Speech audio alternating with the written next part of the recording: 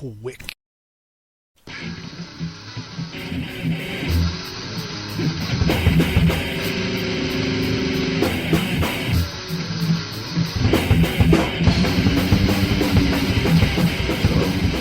I want you to get up now.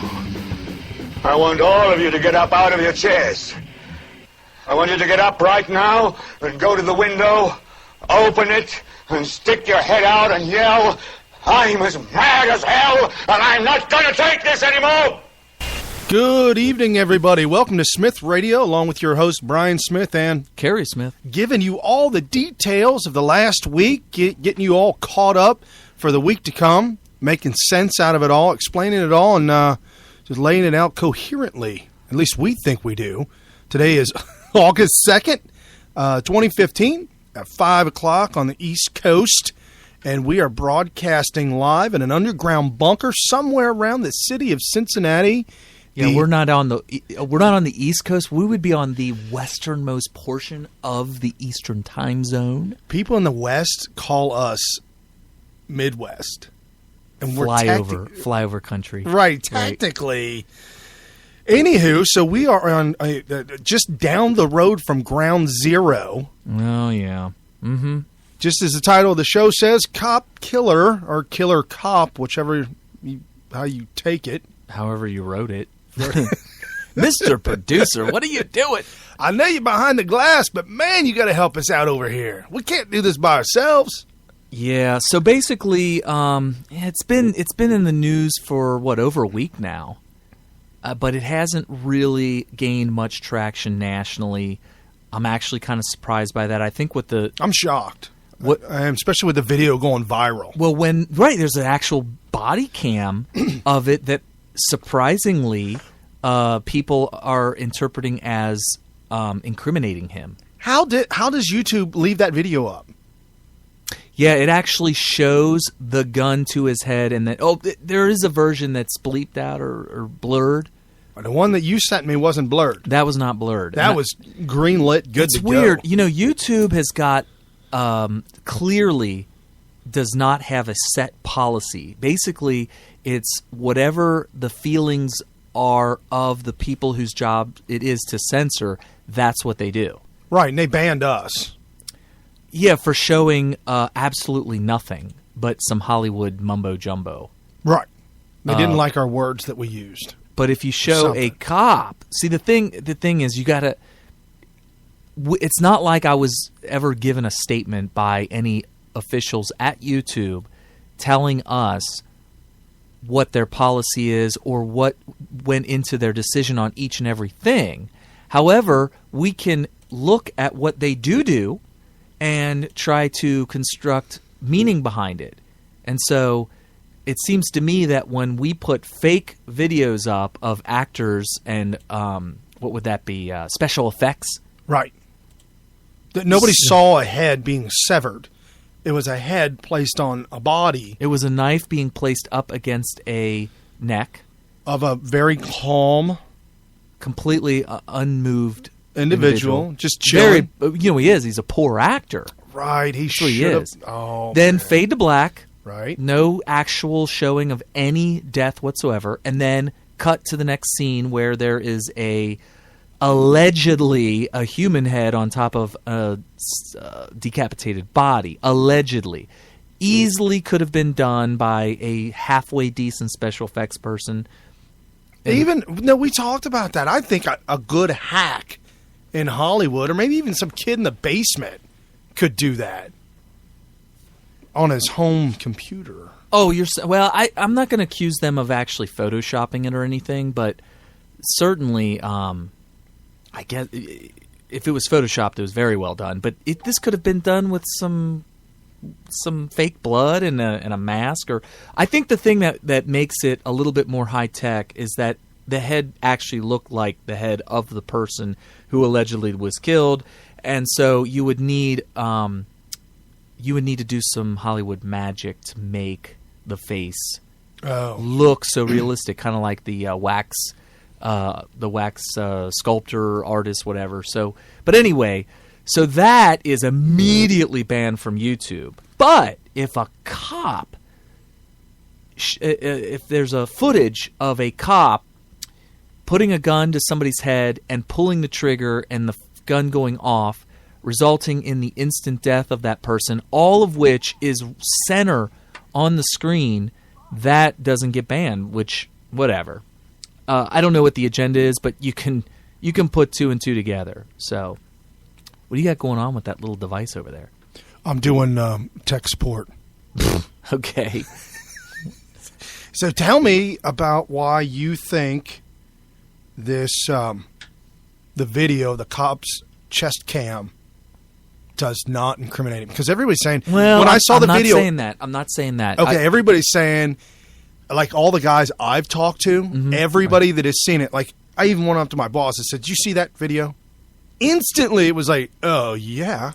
Like everybody had seen it. Well, first and foremost, I actually heard from several people who saw it before I saw it, so I got a little bit of feedback, and I had to imagine what they saw based on their testimony of what they saw on the camera before I actually got to see it myself. And of course, they were saying, "Oh my gosh, the car started driving off, and he was running alongside of it, and he put the gun to his head and shot him."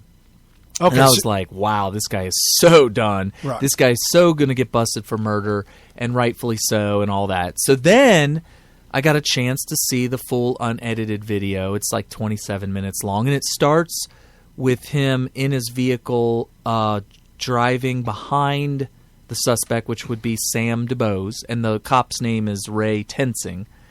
And they're in Clifton, which is a part of Cincinnati, like central Cincinnati. It's like right there. There's a camp, UC campus. Yeah. I mean, tactically, UC campus would be considered in Clifton. Right. And they were in Clifton. Oddly, he's a University of Cincinnati cop. Don't get that. I knew this already because I went to University of Cincinnati, and I found out the hard way. Not as hard as some people who end up dead, but no, I mean, when I got stopped by a University of Cincinnati cop, my initial reaction, and I'm sure they get this all the time, was that this guy's a rent-a-cop. Right, like a mall cop. Yeah, he just happens to have a vehicle. Turns out, no, they are actually Cincinnati cops, which ironically, the city of Cincinnati or the Cincinnati police are saying, "Whoa, whoa, whoa, hey." They ain't got nothing to do with us. Right. This is the first time they have ever said such a thing. They're trying to say, though, they're completely different. Yeah, we don't need that kind of violence like they got over there on the East Coast. They're trying to say that they don't do the training. They're under train. All this stuff. I'm like, no. We've been told for years that they go through the exact same training and that they are, in fact, Cincinnati cops. They just happen to have a patch that says University of Cincinnati, and their vehicles say University of Cincinnati Campus Police on the side. Right. But they are, in fact, actually. So I was really insulted when I read that the Cincinnati cops have come out and said, "Oh, well, it ain't got nothing to do with us." Now, I hung out at the University of Purdue University up in West Lafayette, Indiana, and there's only 3 things you do there. You either go to Purdue, you work for a local truck company that makes tractor trailers, okay, or you drink. And sometimes people do all 3. But that's all there is to do in this middle of this nowhere, just absolute middle of nowhere. And those cops, starting salary is $57,000 a year for the campus cops. Okay. And they were absolute militant violators of all kinds of civil rights, constitutional rights. They probably knew that they had no care or concern whatsoever in the entire world. I have never been so I've never clashed so hard and so much with any officers like we did with the university officers at Purdue University. Well, that's I mean, I didn't get into a lot of trouble when I was at UC. Well, I didn't either. Okay. What are you saying? No, I'm saying I never put myself in a situation where I would end up having any kind of a lot of run-ins of any kind with the cops or whatever, except the one time I was skateboarding on campus. And my initial reaction was to treat him like I ran a cop, and he was nice to me, but you could tell when he said this to me that this was a very common occurrence. He said, "Oh, by the way, we are Cincinnati cops." And we have, and it was, you could just tell. I could take you to jail. Yeah, we can arrest you. We can give you any citation that any other cop gives you. And so don't try us. But you could tell that he was kind of like, okay, well, let's just stop right here. Because I could tell that you think that we're rent-a-cops. Right, and I can tell that my thought has not been respected. Was he on a big wheel? He had the aviator's sunglasses on and a helmet. No. So anyway, so he's pulling this guy over, and I don't know if this is common. He pulled him over initially because he didn't have a license plate on the front of the car, which in the state of Ohio... Well, that was the reason for pulling him over. Right. The state of Ohio, it is mandatory by law, one plate in the front and one plate in the back. What if you have two plates in the back? You might. Well, and how do I know this? I was pulled over for I it. was pulled over on the freeway. So was I was late to a job interview. Ooh, that's he the pulled best. me over, and I started. I said, "Why did you pull me over?" I got on cruise control, speed limit. Why'd you pull me over? I'm late. He's like, "You don't have a plate on the front of your car." And I exploded. Oh, that's so annoying. I was actually going the speed limit. I think what really set him off was that I didn't have a front license plate, but I also didn't have my seatbelt on, and I think he saw that I didn't have my seatbelt on, and it was like a double whammy. He was like, "Ain't no way I'm letting this guy go." And it was a Mason cop. Those guys are absolute. It's like Fallujah up there, and I'm not talking about the danger. They make it seem like it's like Fallujah. Oh my goodness! And all Mason is 75. Right. Well, 71. I think it's 71. Yeah, 71. Going to Kings Island. Yeah. Yeah. It's just an area where two major arteries of highway go through where they could just nail everybody. That's why they're so rich up there. They keep on nailing people on the highway. Yeah. So anyway, so that is the law in Ohio. It's not in Kentucky, oddly enough, and we're very close to Kentucky. So if there's a lot of cars that go back and forth, and they could technically get a ticket for not having, if they're driving in Ohio without the front. But if it's a Kentucky plate on the back, a lot of times they just don't mess with them. But anyway, so that's what he's getting pulled over for. And if you watch the video, I actually made a video breaking down all the facts and the fallacies of the video, and I put it up on my YouTube page, which is just Kerry W. Smith. And or you could search Sam Dubow's breakdown, because I titled it like the Sam Dubow's body cam breakdown or something like that. That was the name of it. So you can search that and find it, but I go through all the minor details. But anyway, the first thing I noticed right off the bat was that they were both being very polite to each other. Yeah, the black guy in the car, Sam Dubow. Sam, was, I mean, he wasn't being combative. He wasn't angry. He wasn't acting violent. He seemed inquisitive, like, why'd you pull me over? Right, and apparently he claimed to have a license. He didn't have a license. He's okay with the license. I mean, just a lot of the things the cop wanted, he said he had and didn't have, and it was irritating the cop. It was irritating me watching this video. Well, there are a lot of people who I was reading in comment sections and talking to. A lot of the different people were annoyed by the way the cop was reacting to him not having his license. And I could definitely see it both ways, because on one hand, he was trying to ask him a simple yes or no question, and he would not say, right. No, I don't have my license. He wouldn't say it. He kept saying, yes, I have a license, run my name. That's exactly what he said. I have my license, run my name. And so, of course, tensing was like... The cop tensing. Yeah, not tensing. Not me tensing right now. No, or just refer to him as tensing, Officer Tensing. He's not an officer anymore, so you got to call him former officer. But he said, so do you have a license on you? Do you not have your license on you? You know, I'm asking a simple question here.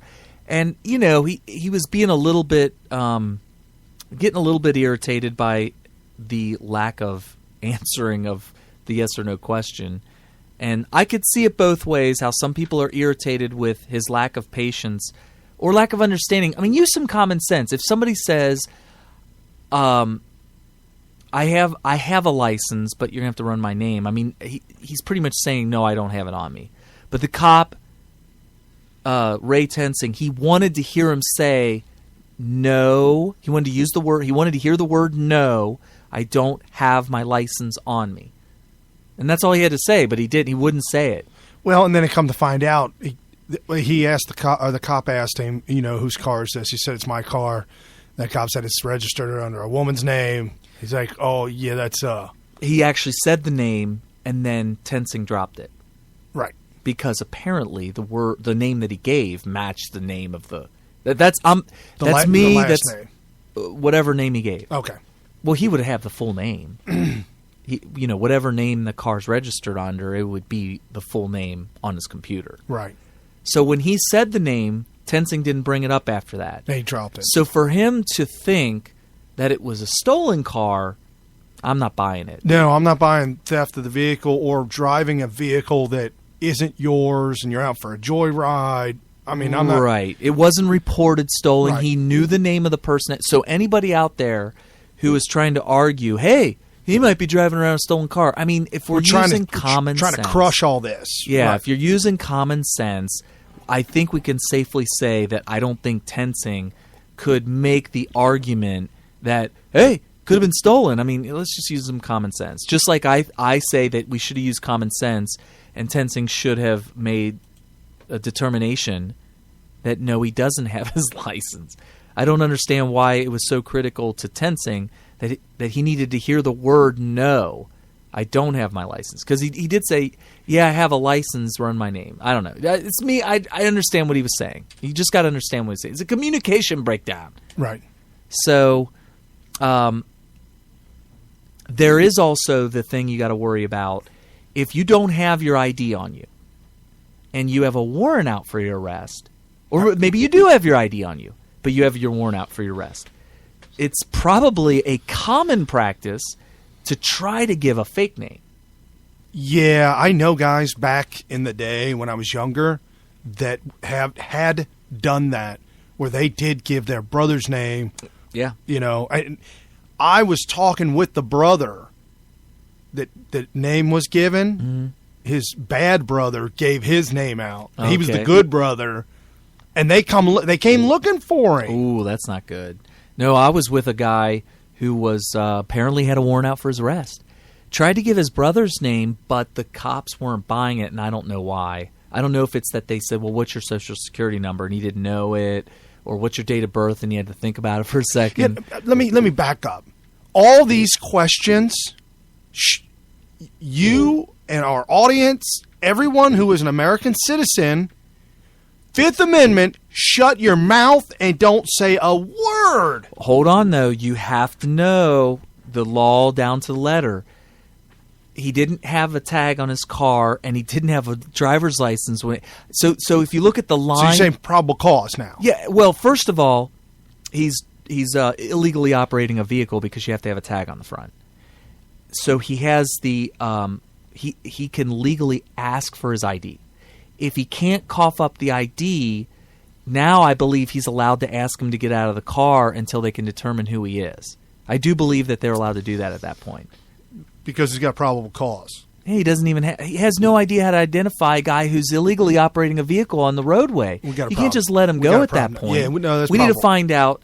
And there's a lot of people that are saying, just run his name. You should have ran his name. He didn't run his name. It's messed up. Tensing should have run his name. Well, he was going to run his name. He just needed him to step out of the vehicle first. I don't know why. I don't know what police protocol is, and don't think that I'm going to sit here and act like I just know they want to control every aspect of every situation to the letter of a T. I mean, all the way to the last period. And I don't know. It could be a racial thing. I try to put myself in that situation, and I ask myself, would this cop ask me to get out of the car while he tried to figure out whether or not I was who I said I was. If I got pulled over under the same circumstance and I did not have my ID on me, would he have said, well, hold on, I'll run your name and go and just let me stay in the car? Or would he have said, well, Mr. Smith or whoever you say you are, can you step out of the vehicle for a second while we figure out, I run your name and figure, I don't know.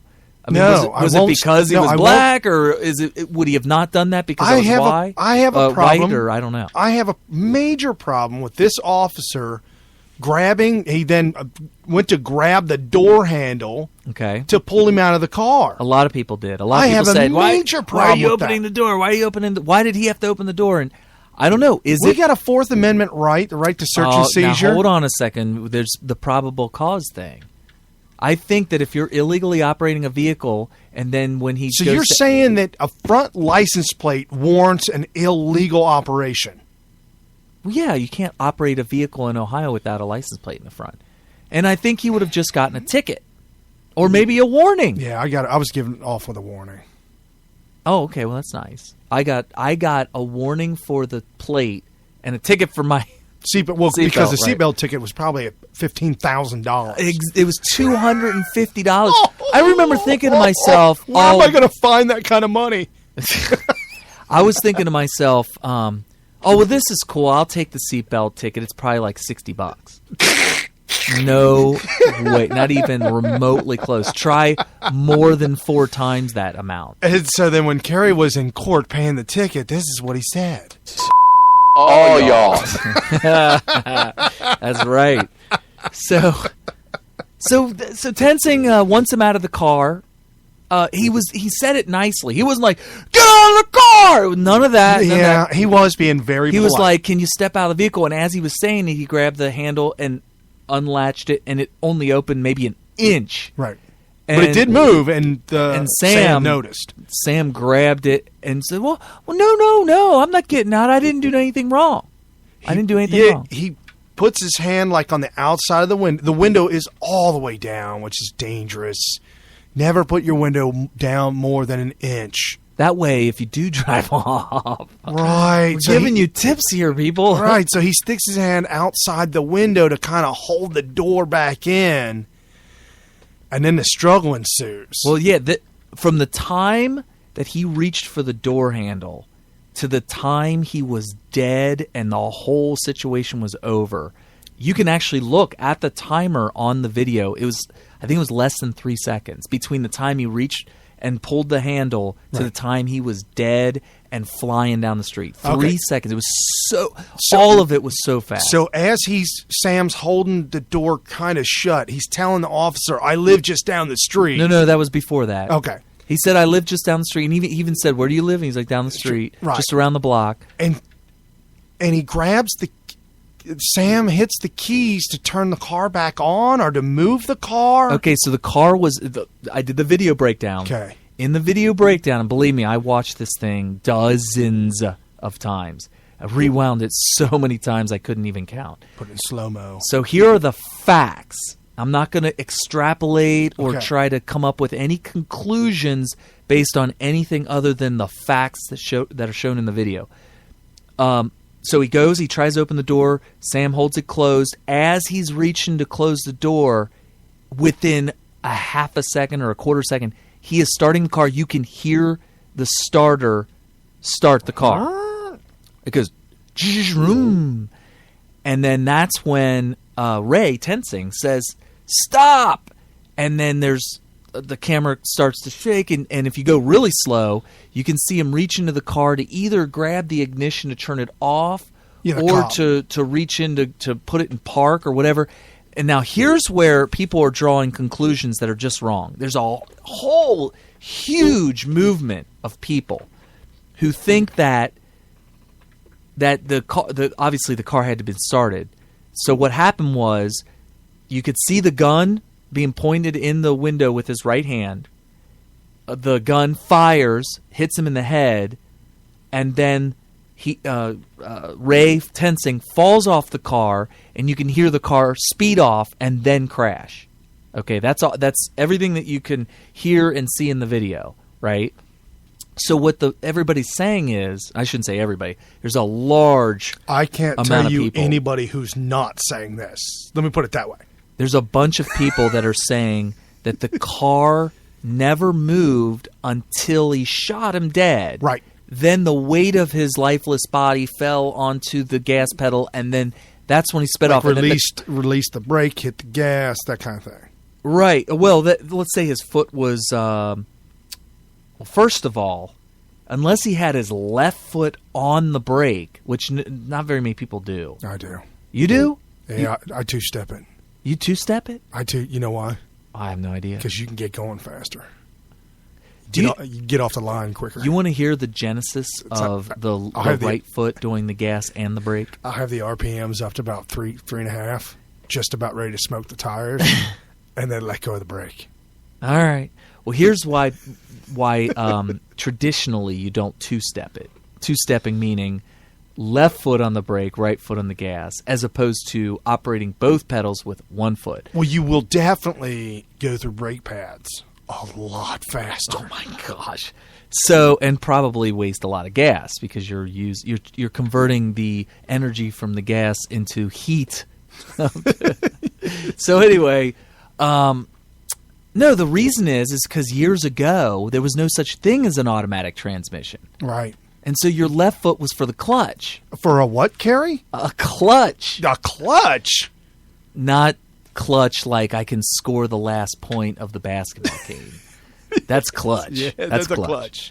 No. The clutch, like in a stick shift. Right. So you have to operate the clutch. I just know with people your in left. Westwood right now are like, what? So anyway, you operate the clutch with the left, and then your right foot has to operate both the brake and the gas. Well, once automatic transmissions came out, for some reason people thought it was safer or something. I don't know. To continue to use one foot for both the brake and the gas. Well, see, the thing is that I don't always use 2 feet. Like, I'll use the left, and then sometimes I won't, and then... If there is an emergency situation, I got them both hammered down on the brake, and I'm in the air. Like I'm standing. Oh, you mean your butt's not even on the seat anymore? No. I am standing on the brake with both feet. Yeah, that's an emergency situation there. Oh, so anyway. Let's walk through this logically. He starts the car. If he has an automatic transmission in that vehicle, it would be in park. It would have to be in park. For him to drive off means that sometime between successfully starting the vehicle and getting shot in the head, he put it into drive. Had to be. And I'm not buying an argument that his lifeless body fell onto the shifter. It can't because and there's put it into drive. Well, there's a safety mechanism on all shifters. It's a button. Yeah, either it's a button down in the middle, or if you got it on the tree, like my truck, the column. The column, right? The column shifter. They used to have the gear shift right there. It was three gears. Do you have a Honda? Hondas don't have column shifters. No, this is back in the day. Trucks. Well, you didn't have a truck. Ford trucks had 3 gears, and it was called 3 on the tree. Oh. First, second, third gear. And you shifted it like you do park, drive, Do you know neutral. why they call it a tree, don't you? It looks like a tree. Well, back in Vladimir Dracula's day, he used to impale people so much that they thought it looked like trees. Well, the steering column would always impale people in racks. Right. So just like Vladimir, not Putin, Dracula, back in the Transylvania days, Vlad the Impaler. when you get impaled so much by so many trucks, they just say it's like trees. Yeah, 3 on the tree just took By him the out. way, I just totally made that up. I know. But I know. I'm feeling it. That was all right, that was a major stretch to connect those two dots. So even now, my truck has the shifter on the column. It's not in the middle. It's on the column. Okay. In order for me to take it out of park, reverse, neutral, and drive, You have to pull it. I have to pull it at me, and my foot has to be on the brake. Now, I'm not going to... He had a piece of crap. He had a piece of crap car. Now, that piece of crap car... Probably didn't have to have a brake. I don't know. There's a They lot. have been doing this. That piece of crap car had to be at least made in the 80s. No, it's not that old. I think it was a 90s. I know, which in my mind says you got to have your foot on the brake. Yeah, but he might have bypassed that because it's that junky. Because guys would do that. You know, my 68 Cougar, if it was in drive, you could turn the key and start it. You could move the car. You could move it with the starter. See, you're taking away from facts. But that was 1968. Okay. No, I'm saying I'm trying to make a point. I can 68. draw conclusions based on what I saw in this video, and you could be the lawyer who obliterates all these conclusions. Oh, like the movie Devil's Advocate. Or My Cousin Vinny. Oh, yes. That's right. Where is the soundbite of her Oh, yeah. talking about those cars? Marissa Tomei. Oh, my goodness. When she starts Positive talking... traction. Positive traction. And he's like, what? And what is positive traction? You know what it is. Right. Your Honor, can I treat this witness As a hostile witness? Oh, man. By the way, I have that on Blu-ray. Marissa Tomei, if you're out there, again, listen, because I know you listen She's often. not going to call since you called her Tomei. Tomei. Well, actually, if you're in Boston, you might call her Tormey. Tormey. Because they throw ours in there. Okay. But anyway, I digress. I honestly, they're going to have to look at the car. But I honestly believe that vehicle... They're going to inspect that thing. They're going to tear it all the way apart to find out what all was working in that and what wasn't. Right. Because here's the thing. I'm just assuming off the bat, though. It's in park in order to start it. Right. He had to have shifted it because there's going to be all kinds of experts that are going to testify, doctors, biologists, forensics experts. No way. It is a fact. I saw a hostage video, real video of a guy who had a hostage. He had this woman in front of him. He had his one arm around her neck, hugging her from behind. His other hand with a pistol to her temple, and said, "Don't shoot! I'll kill her! I'll kill her!" And a sniper way far away nails him right in the head, and he just falls limp down to the ground. He's done. And his gun never went off. No, and they knew it wouldn't go off. Really? They knew that if they could hit him in the head, which of course they did, that he would not shoot her. They knew it, and so they shot him in the head. This kind of brings new light to the situation here. Yeah. So if anybody tries to say, "We got shot in the head," and then he was like, "Whoa, I'm gonna put it in gear." No, rigor mortis. Rigor mortis caused his foot to lock up. No, none of that. No, you can't do anything after the instant the bullet goes through your brain. It's not going to happen. And there's going to be all kinds of experts that are going to testify to that. There's a video on LiveLeak, which if you go to LiveLeak and it says caution, censor, mature, be at your own risk to watch it. Yeah, right. Yeah. Actually, if you're on your phone, you have to click that you want to see mature content. You have to tell them that you want to see mature content. It'll warn you. So for our audience out there that is slightly squeamish, don't go to LiveLeak. And if it says mature, don't really just it's take no joke. Precaution. So anyway, there was a guy. It showed up video, CCTV camera in a restaurant, and a lawyer walks into the restaurant to sit down to eat, and his client, that apparently he really ticked off, the client runs in the restaurant right up behind him and shoots him 4 or 5 times. Okay. In the back. All right. And then once when he's laying down. He steps back. He looks around. It's just really strange. Like he's just combobulated. Did this just really happen? He takes his hat off his head, puts the gun to his head, and shoots himself. Yikes. When the moment the bullet hit him, hit both his arms clenched closed, and he doubled over and hit the ground. Interesting. Like it was kind of like almost like if I punched you in the stomach, or I was going to punch you in the stomach, you would flinch and put your arms in either to protect your stomach or just a reaction, right? Right, and that's what happened, and he bent over. That's interesting because that would go against what I just said, which is that you don't have any reaction when the bullet goes through your head. Unless he didn't hit a good place. Oh, you're saying it was a bad shot. Like he just went the wrong way or something. I mean, I've heard of people, you could put a gun in your mouth. I've seen this on some crazy medical show.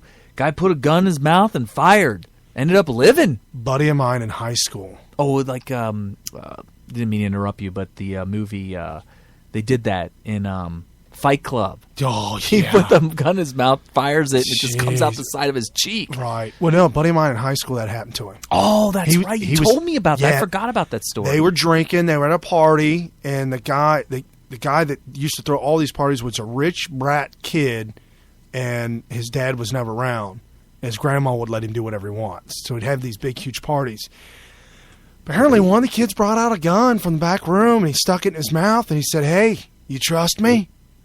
And I guess they were all drunk. I mean, we're talking teenagers. Right. Real young kids. And the gun went off in his mouth and blew his face out right out of his neck, like below his jaw and out of his neck. I just heard about it, and I didn't see him forever. Years go by, and all of a sudden I see him at school. And he's like in a grade behind us, and his mouth is wired shut. Completely shut, and his neck looks like it's been melted, from skin grafts and things like that. Right.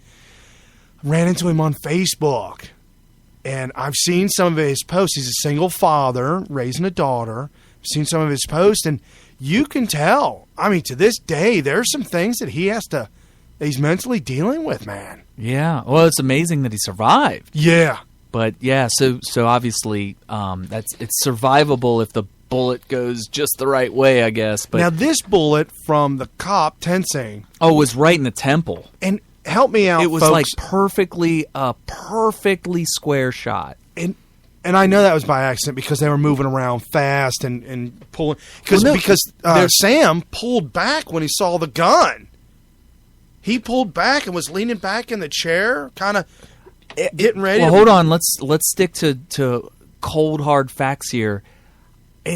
I can't really make out whether or not Sam definitely saw the gun or not because the video is just horrible quality and it looked he looked like a silhouette and I couldn't see the details of his face to know whether or not he was still looking forward or the cop was trying to get in the car to do whatever. So Sam could have been pulling back from that too. When you're sitting down in a car and somebody's coming through the window, they're literally and also, on top of you in your space. And also, you're never going to be able to, I should say never, but very difficult to identify exactly where both hands are. If his left hand's going in to turn the car off, Sam probably was not noticing, oh, by the way, in his right hand is a gun. Right. It's probably very likely that Sam's looking at his left hand trying to turn the ignition off. Whatever. Now let me ask Tensing this question. What on God's green earth was going through your mind to draw your pistol out and shove it inside the car? Well, let's get to more details about the video. Okay. So he reaches in, he fires the shot. We know based on just sheer logic and what we've seen of the video, the car was started while it was in park. It was put into drive at some point, even though you can't make it out. But the car speeds off, so clearly it was put into drive before he got shot. Also, about 2 or 3 car lengths ahead of where he was pulled over was a silver car, right, also parked. He must have steered the car, or else he would have hit that car. And at first I thought, well, wait a minute, what if Tensing grabbed the steering wheel and ended up inadvertently steering it himself? Well, when you watch it really slow, you actually catch a glimpse of his hand on the seatbelt. Tensing. Yeah. Okay. Because you could set his white hand on the tan seatbelt. Okay. There's like a frame where you can see his hand on the seatbelt. So apparently, as he was either holding onto the car or or holding on for dear life. That's what he ended up getting a grip on, was that seatbelt. And so it wasn't tensing that turned the car, and he didn't hit the back of that silver car.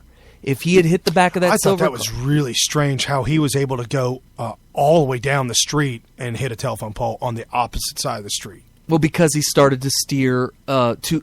Obviously, he wanted to get out of there, and he obviously didn't want to hit the car in front of him, so he would have turned the car slightly to the left in order to avoid the car in front of him, and he did. He avoided that car. So you're saying he was still alive? When he steered... Remember, the whole thing went down in less than 3 seconds, right? So he was able to start the car, put it in drive, and steer, and then get shot. Because you're not steering the car with a bullet in the head. No, it's not going to happen. If you can't kill your hostage after you get shot in the head, you're certainly not going to steer your car. Right. Right. So anyway, now here's where the kind of details that are going to come out in court that would possibly get Ray Tensing acquitted. If he turned the car to the left to get out of the path of the parked car in front of him, that could be interpreted by Tensing as, oh my gosh, I'm going to get run over by the rear wheel of this vehicle. Right. He may have grabbed. People are saying, "Why'd you grab onto the car? Why'd you try to jump in the car?" Hey, if I'm standing right next to a car that's deciding to speed off and he's turning into me, I might grab the car just to make sure I don't get run over. Something, right. Right. So at that point, here's where the police protocol stuff comes into play, where I don't know. We're going to have to hear about the police protocol. What's the proper protocol? If you're in fear of your life because you have to grab onto the car to avoid getting run over by the rear wheel, which we know based on what he said right after the shooting. He said, I thought he was going to run me over. And what was strange is he kept saying that over and Well, there were over more people that over. were coming on the scene. Okay. He started off with his partner, which was there on the scene back in the car. He actually stated in the video, I saw that. He said, quote, yeah, I saw that, in response to Tensing saying, I thought he was going to run over. He said, I got drug, and I thought I was going to get run over. Yeah, but he got drug after the shot went off. That's what people are saying, that the video is inconclusive. The video does not prove that he got drug after he got shot.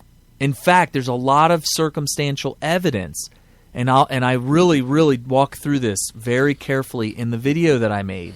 There's a lot of circumstantial evidence that shows that he was definitely drugged, and it would have had to have been before the shot, because when the shot happened, he fell off the car almost immediately. Like what was the time frame between the shot fired and him falling off onto the ground? It was like a split second, like maybe, I don't know, a quarter second, a tenth of a second. It was like boom, and then plump, plump, plump, he hit the ground. Well, if you see the video, if you watch the video, he's about 20 plus feet away from where he had him pulled over when he stood up from the ground. He was 20 feet away. Right. And I show that in the video. Yep. There was a big oil stain in the road that was ahead of, like about 20 feet ahead of the car. When he stood up, he was next to the oil stain. He was also... wasn't he? He was also halfway between the parked silver car and the driveway. The pullover was right in front of the driveway. In fact, Sam DuBose was blocking the driveway when he got pulled over. There was a driveway with an SUV in it. Right. He was blocking the driveway. When Ray Tensing stood up and got his bearings, and you can see the lay of the land from his body cam, he was about halfway between the parked car and the driveway. So he had been moved a good 20 plus feet between the time of him driving off and the time of him falling off. So you just have to figure out, you have to extrapolate the time between him saying stop and the firing, and the time between the firing and him falling off the car. And you could tell that There was definitely a lot of movement. I don't buy that the car started moving after the firing, because how in the world would he have fallen 20 feet away? Yeah. I don't. I mean, there's no other way that could be done. Like, I don't know how that's even possible. I think Brian's pulling up the video now so he can get a good look at what I'm talking about. Yeah, I see where he's parked. He is parked. He's in front of a driveway. Right. The heck, you got pop-up ads? Yeah. So you see the parked car in front of him? It's about 2 or 3 car lengths ahead. Yeah. Do you see the oil spot on the ground? Yeah. So if you guys... That does show up on our technical difficulties. Yeah. So anyway. Sorry about that, folks. I don't know why I'm not watching this on YouTube. Yeah, I don't know why you aren't either. But yeah, I see what you're saying about that oil spot being up there. Yeah, when he gets up, he's right next to that oil spot. Wow. Well, then he definitely got drugged. There's no question about that. Well, what you're saying is he got drugged after the shot. Oh, that's what I forgot too. The cop said, "What's that bottle in there?" And he's like, "Oh, it's some gin." Gin. It said gin on it. It says gin. It's smelly oil. It's like incense. It's like car incense. Oh, why does it say gin on it? That's probably the smell. Yeah, there's a lot of confusion about that bottle he pulls out of his car. To make my car smell like what? Gin? I smell alcohol. Yes, you do, officer. Yes, you do. It's my car perfume. Oh, jeez. It does say gin on it. And, right. And the story I've heard from a bunch of people online is that it's not alcohol, which makes sense. Why would you readily hand it to him? He's like, no, look. And he did, yeah. He didn't try to hide it. In fact, he wanted the cop to see it. So that tells me that the idea that is not alcohol makes sense. Now, I'm looking down the street, and he drove a long way. Well, when he runs after him afterwards, he ran for like 20 seconds. He ran a long way. A sprint. It was a 20-second sprint right. to the car, the crash site. So... Anyway, so Brian's watching now, but he's got the sound off, so you wouldn't be able to hear. You might be able to see where his gun was up to his head, but right, like I'm watching that part, and about that time, that's when the officer kind of he's in there. He gets in front of. Yeah, he saw that gun. The officer actually moves around to get in front of him, in front of Sam. Well, he looks like he reaches in to try to stop him from driving off. Right. And the gun comes out. Sam looked right up at the gun. Oh, did he? Yeah. Okay. So Sam saw the gun. And he pulls way back, and then that's when that happened. Okay. He pulls way back. Oh, he does, and the cop does have a hold of the seatbelt. Yep. You saw that? Right.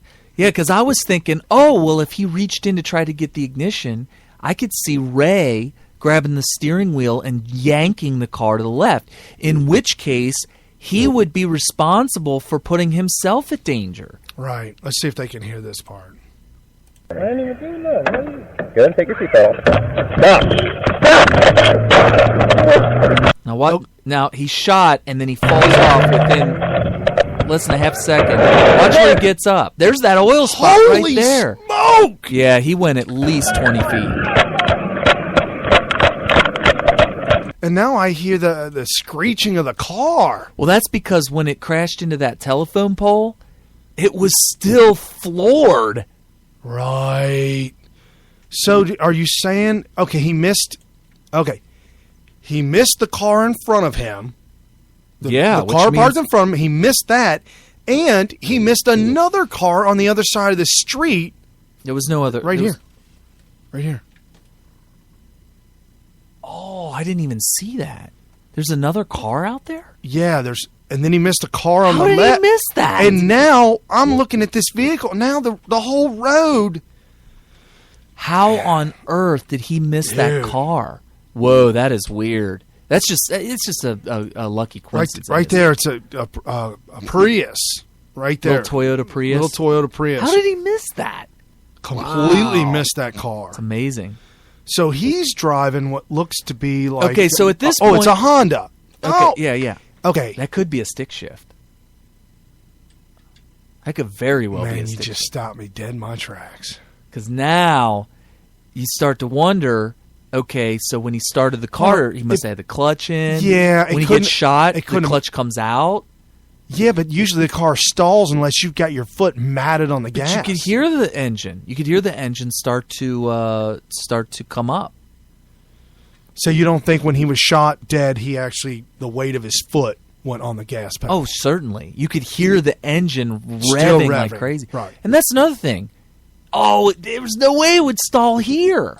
Yeah, it would have stalled. So it has to be You an can't automatic. pop out. It's got to be an automatic. Okay. Where's Marissa when we need her?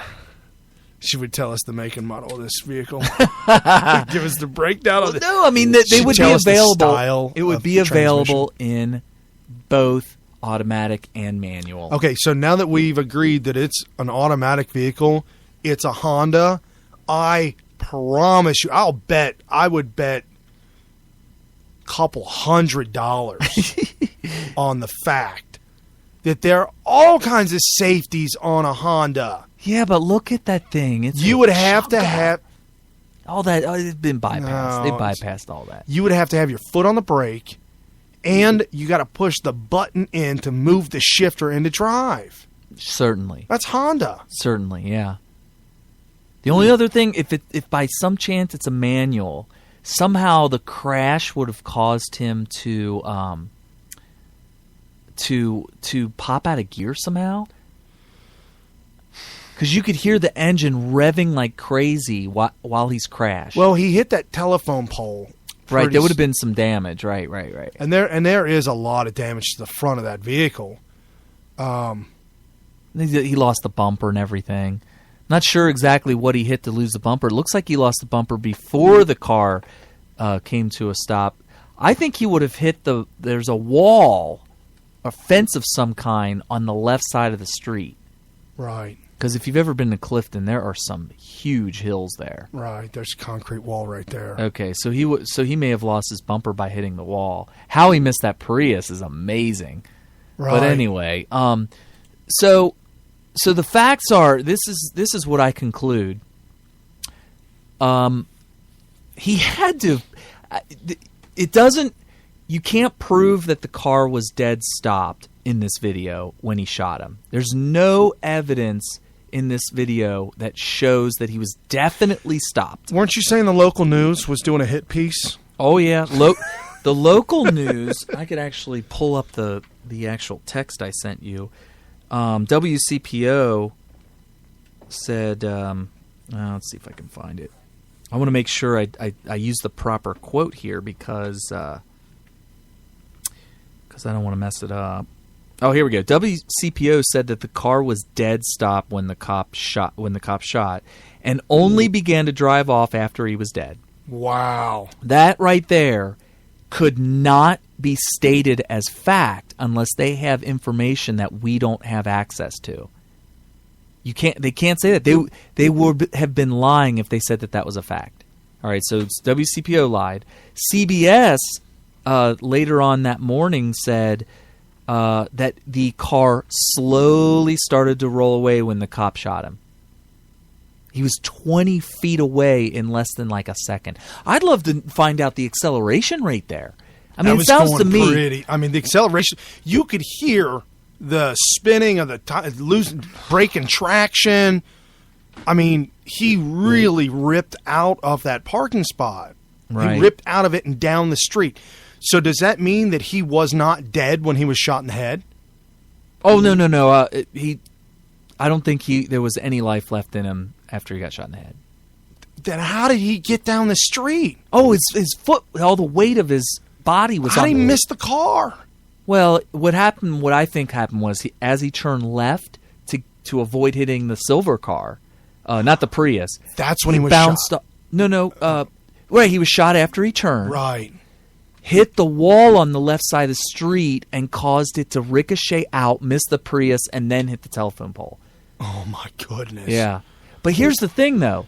For him to go 20 feet in that short a period of time, Now put yourself in Sam's position. You're about to flee from a cop that has you pulled over. Do you just put it in gear and say, all right, I'm going to roll off? I'm cool. I'm just going to roll off. You know what? We'll talk about this later. I got places to go. I live down the street, man. Let's just meet down there. Let's meet down down. at my I don't want place. to be here anymore. Meet me at my house. Right. No. I think he floored. I think he took his foot and went ka-thump and put his foot all the way to the floor.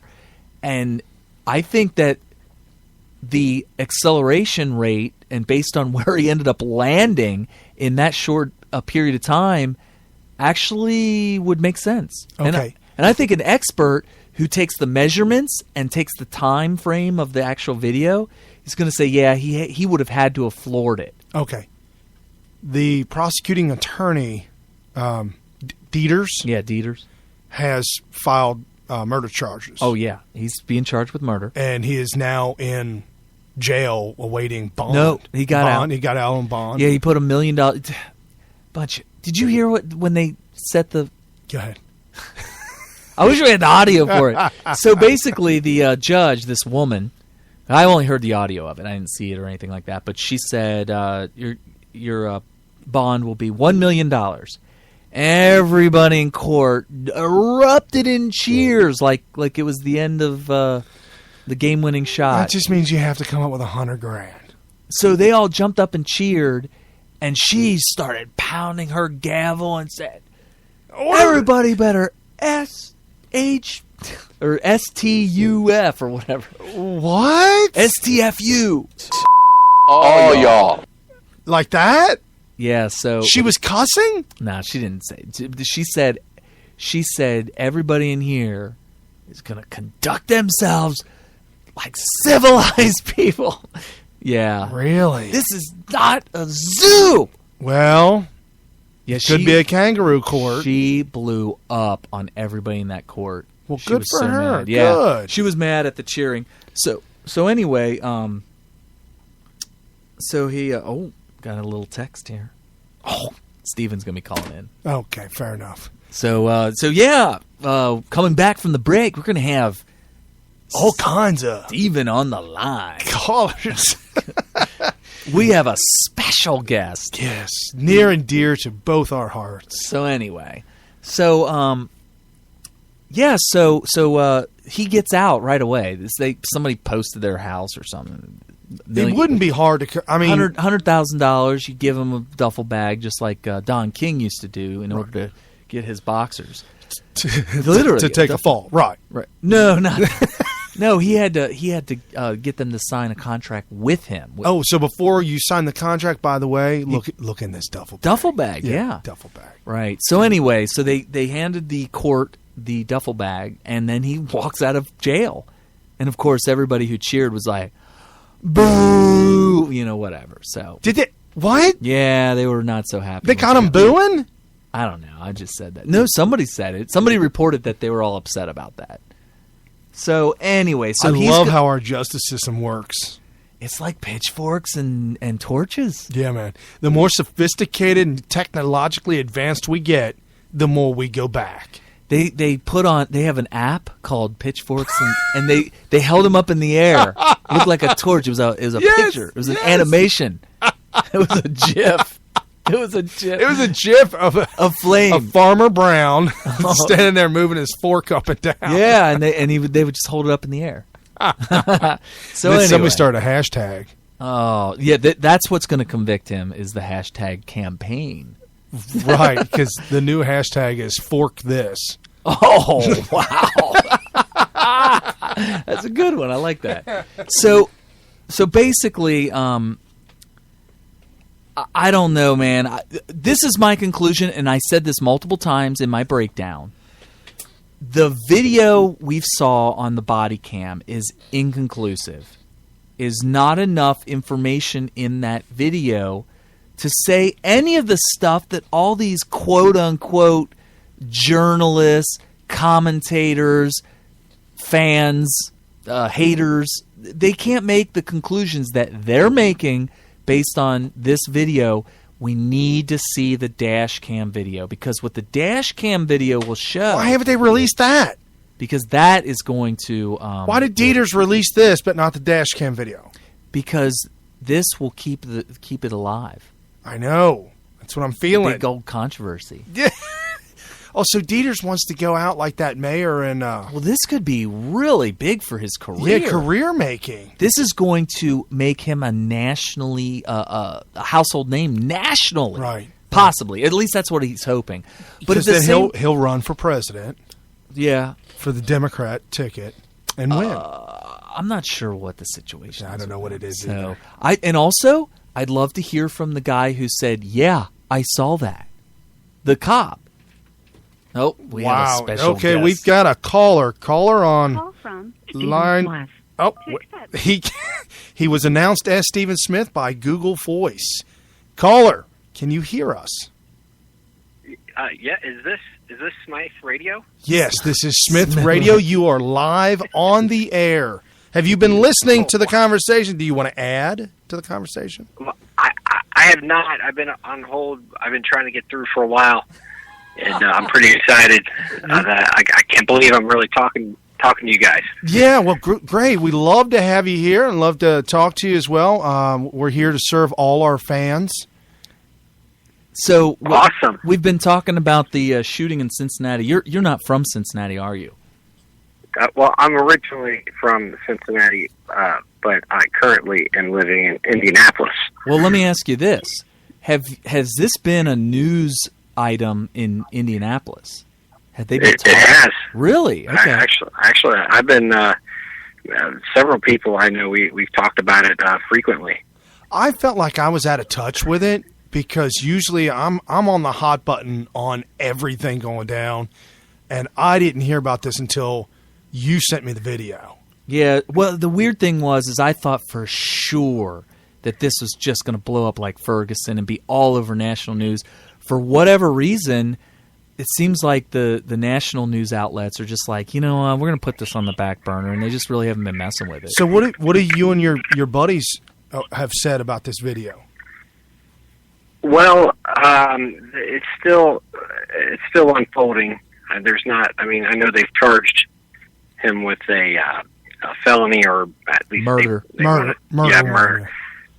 And it just goes along with the theme that it seems to be happening more and more. This conflict between the police and the black community. Did you see the video? Did you see the video? I saw parts of it. I haven't examined it thoroughly, but it needs to be looked at very closely.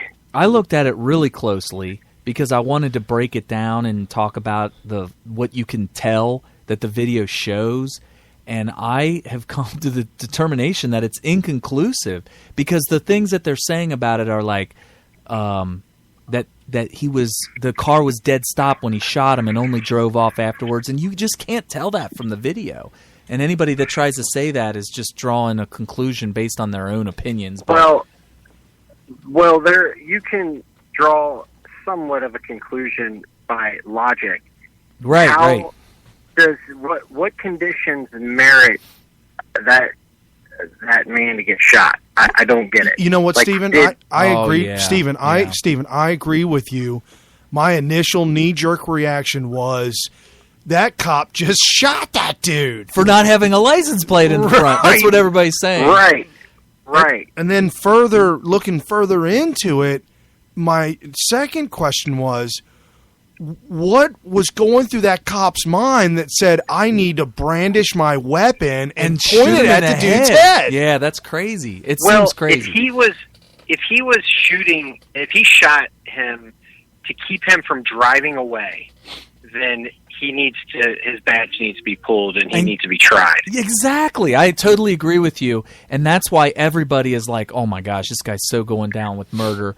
But he's trying to make the argument from the instant that it all went down that he felt like his life was in danger because he thought he was going to get drug under the rear tire of the vehicle.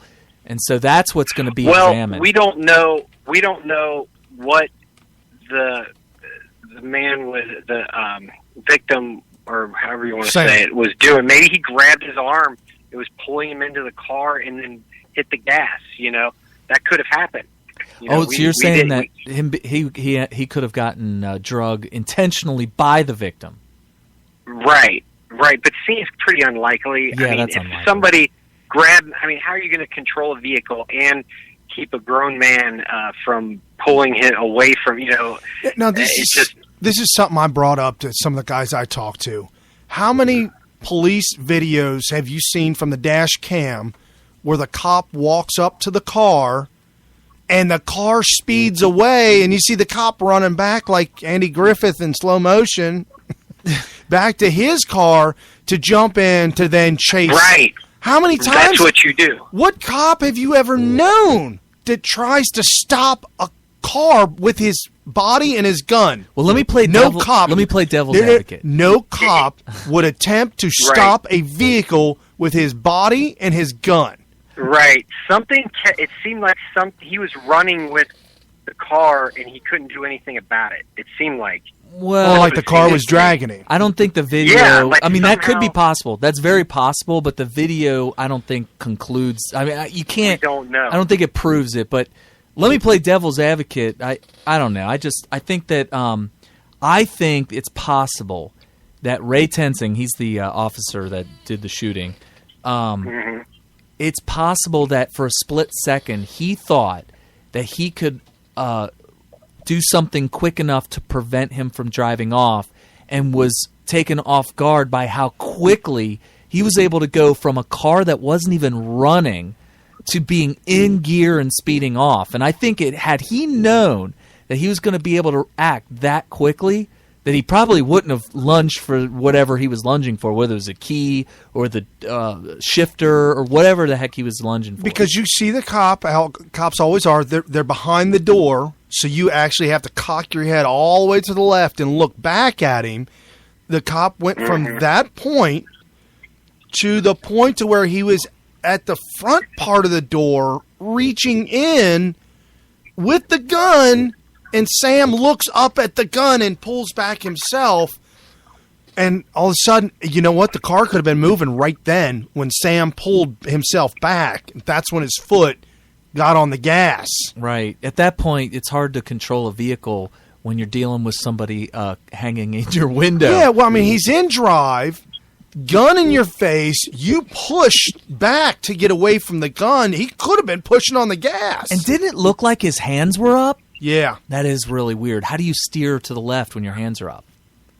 That is really weird. Oh, unless the wheels were already a little bit cocked left. Do we know what the policeman says? What is his version of what happened? If you watch... Do we know that yet? Yeah, he said, I didn't do anything, man. Well, no... Wait, are you talking about the victim or are you talking about the... No, here's what the policeman. What does the cop say? How to go down? Yeah, I've got audio of the cop, Steven. Yeah, what's his side of it? Like... Oh, y'all. Oh, jeez. No, okay, listen. If you watch there's a 27-minute version of the video, so it all goes down in a couple of minutes. The whole rest of the video, like the next 22 minutes of the video, is the aftermath. And as he's walking around and paramedics come and other cops come, he tells them all over and over and over again, he was dragging me and I thought he was going to run me over, and he repeats that. So we kind of got an idea of what his side of the story is, because he kept repeating it over and over. I got drug a little bit and I thought he was going to run me over. How does he get drug against his will? I don't get what. Well, the car turned into him. Oh, I think when he reached in, I think he felt the car move to the left, like steer to the left to avoid the parked car in front of him. And then what happened was he thought, "Oh my gosh, I'm going to get run over." I'm playing devil's advocate. I'm saying if what Ray is saying is true, that's probably how it went down. But if he could just be lying, he very well could be lying.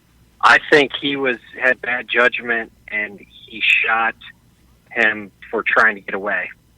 He wanted to and you know control what? the situation, and he was losing control because the man was driving away. Right. That might not be very made a hard. Bad call. Right. And that might not be very hard at all to make that case to a jury. The dash cam will show that. If the dash cam shows that he wasn't in real danger, then pretty much what you say, Stephen, is pretty much what's going to end up. I don't believe he was ever in real danger. Well, and that's another thing that we discussed too before the show was the cop, his mental state of mind. Was he in any imminent danger? What was the situation in his mind? If a car is coming driving at you and you're a cop, you can shoot that person in that car if they're trying to hit you with a car, right? Because they could kill you with it. Okay, is that? There's no weapon in Sam's hand. There's nothing laying around. He already gave up the liquor bottle. I mean, the bottle of gin that's for the car smell. Yeah, the incense or whatever. Incense that says gin on the bottle.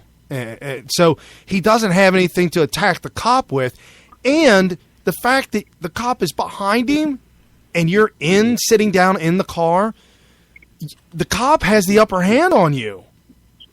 It just does. Yeah. He's on the upper end, and he's got a gun. Right. I know he was being uncooperative. But something's not adding up. Right. Well, last thing I wanted to say, the last thing I wanted to say about that video that is very interesting is that for the aftermath of him walking around and telling everybody what happened, it's amazing how unmoved and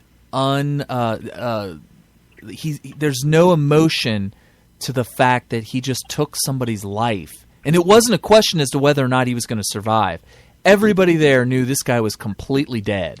Oh, yeah. When you look at the video, at the very end of the video, his chest cam, he walks to the driver's side, right, looking in the car, and you clearly see there is zero life. Right, so we know he's dead. Right. They know he's dead.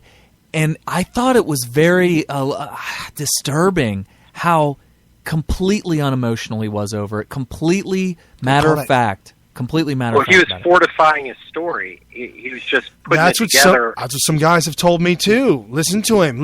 He's getting his story out there to all the other cops. Right. He's getting it straight with himself, and then he's also trying to get it straight with the medical people. He's just or the officer there, right? And it's just like what you do when you get in trouble. You just start coming up with your story. You're not focused on what you just did. You're just focused on staying out of trouble. Yeah, like this one time I was driving a forklift at Caterpillar, and I was swinging it too fast. I had 3 steel cartons on it, and the top one fell off, hit the wall, and sheared off an 8-inch water main. Ooh. And as soon as I saw it happen, obviously I know it was my fault, the knee-jerk thought was, how can I stop this and nobody knows about it? How could I act like this was not me? Oh. But no, he didn't act like that, though. He was just kind of like, yep, justified killing, and that was me, and, it happens, and whatever. He's totally unemotional about it. Real crass about it. Like, he wasn't even excited. Like, yeah, I just killed him. It was just totally unemotional. I don't know if I'd have been, yeah, man, I just took another one out. Yeah. I would have been more like, oh, dude, I can't believe this had just happened. He wasn't upset by it. This, because that's what I would have been. I'd have been like, oh my gosh, I can't believe this just happened. Right. I'd have been not freaking out. I would have been mad that he put me in a situation to have to make that kind of decision. I would have been mad. I would have been like, I can't believe, why did he do that? And I'm assuming that it would be a justified killing in my case, because I can't imagine that I would do that and it end up not being justified. But again, sticking a loaded 9mm pistol in the car at somebody who's not armed, we got a problem. Yeah, it's not good. Got a major problem. So anyway, hey, Steven, did you go anywhere in the past couple weeks? Well, as a matter of fact, I did. Yeah, I took a little vacation to celebrate my 40th birthday. Woo! Oh my goodness! 40, that's way older than us. Yeah, I'm getting up there a little bit. But we decided to go to New Orleans Okay, how was that? Never been there before, and I've someplace I wanted to check out. With all the historic, events that have gone on in the flooded buses. One of the oldest cities in America. But it was a lot different experience. I knew there was a lot of festivities, Mardi Gras, and was it during Mardi Gras? Or was it just whatever? No, this was in the end of July. Oh, okay. But you would think it was Mardi Gras. I just couldn't believe the streets Bourbon Street is filled with people just partying, and it's a good time. But I was not expecting. The city is very dirty. It's a beautiful. The French Quarter is beautiful, but it's been just unkept, and it smells. It's a god awful smell. Really? The puddles of who knows what is in these puddles in the street. Wow. They're black, and people are just completely unruly. I get the party scene, and at night, people that go there for their birthdays and celebrations and whatnots, but even during the day, it's just complete decadence. There's no rule of law. Mm-hmm. It's basically they've let the city leaders just have said, you know what, we're not going to make anybody do anything. Wow. If you want to be a bum, that's your right. Yeah, tell me, Steve. Gonna... You were telling me about that the other night. That you and your buddies ran into these two homeless guys. Tell me about that. Well, there's three of them. We're by right outside this bar on the sidewalk, and we were standing in the sidewalk, kind of watching people go by, and we're kind of walking in and out of the bar. It was like an open area, and these three bums are. They're clearly bummed. They're wearing rags, and less than rags, and they just completely dirty. And I don't know if they're drunk or high or whatever.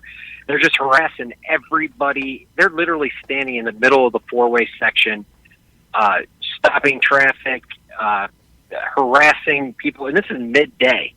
You'd think the cops would put an end to that. Yeah, I'm like that. Well, that's what I was just waiting. If you do that. Most cities that's not going to be tolerated. So I went into the and talked to the bartender, who's an older guy, and I'm like, listen, hey, there's some people, they're harassing everybody. Can you do something about that? He said, nope, absolutely not. I'm like, what are you talking about? He's like, these guys. He's like, that is, we're not going to do anything about it. Like, are they doing anything illegal? He was defending them. Oh, that's like, terrible. All right. But later on that day, those same guys, I saw them pull out their change cup later, like they were down the street quite a ways. And then later on that night, they were in the same spot, and they were locked arms in the middle of the street of Bourbon Street and St. Peter's, locked arms, like doing a ring around, or like a dance, just in complete jubilation. Like they were, I'm like, it was like, what is the world coming to? Like, check this out. Check this out on Wikipedia. The politics of Louisiana. The state of Louisiana is conservative, but because of New Orleans, it leans Democrat. And it says Democrats have won statewide elections over the years, sometimes by narrow margins. Regardless, statewide Democrat office holders. By the mayor, largely New Orleans. Right. And right. The mayor, during Hurricane Katrina, Mr. Ray, I'm going to leave the buses underwater, Ray Nagin. Yeah. Mm-hmm. Do you know where he is right now? He's running for president? Well, yeah, from federal prison. He's federal inmate number 32751-034. Yikes. Well, it doesn't surprise me. Good. Yeah, that's good. I mean, that's the mayor. That's who And this is the one that was, anyways, the whole politics of it all in New Orleans, I think has been run in the ground just like Detroit. Ugh, I can see that. There's something really but you could feel it there, not right? good going on there. It's just something's not right. So what did you expect, though? Like, I mean, there has to be, obviously, it sounds like there's a difference between what you were expecting when you got there and what you ended up seeing. I expected a party town, but I expected it to be a little more organized, a little bit more touristy, kind of upkept.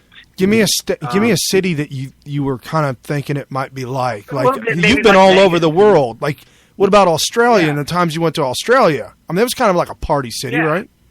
Yeah, oh yeah, definitely a party city. But I was thinking it would be not a little bit like Vegas, but without the casinos, just the party part of it. I could see that. Wow, you were really let down.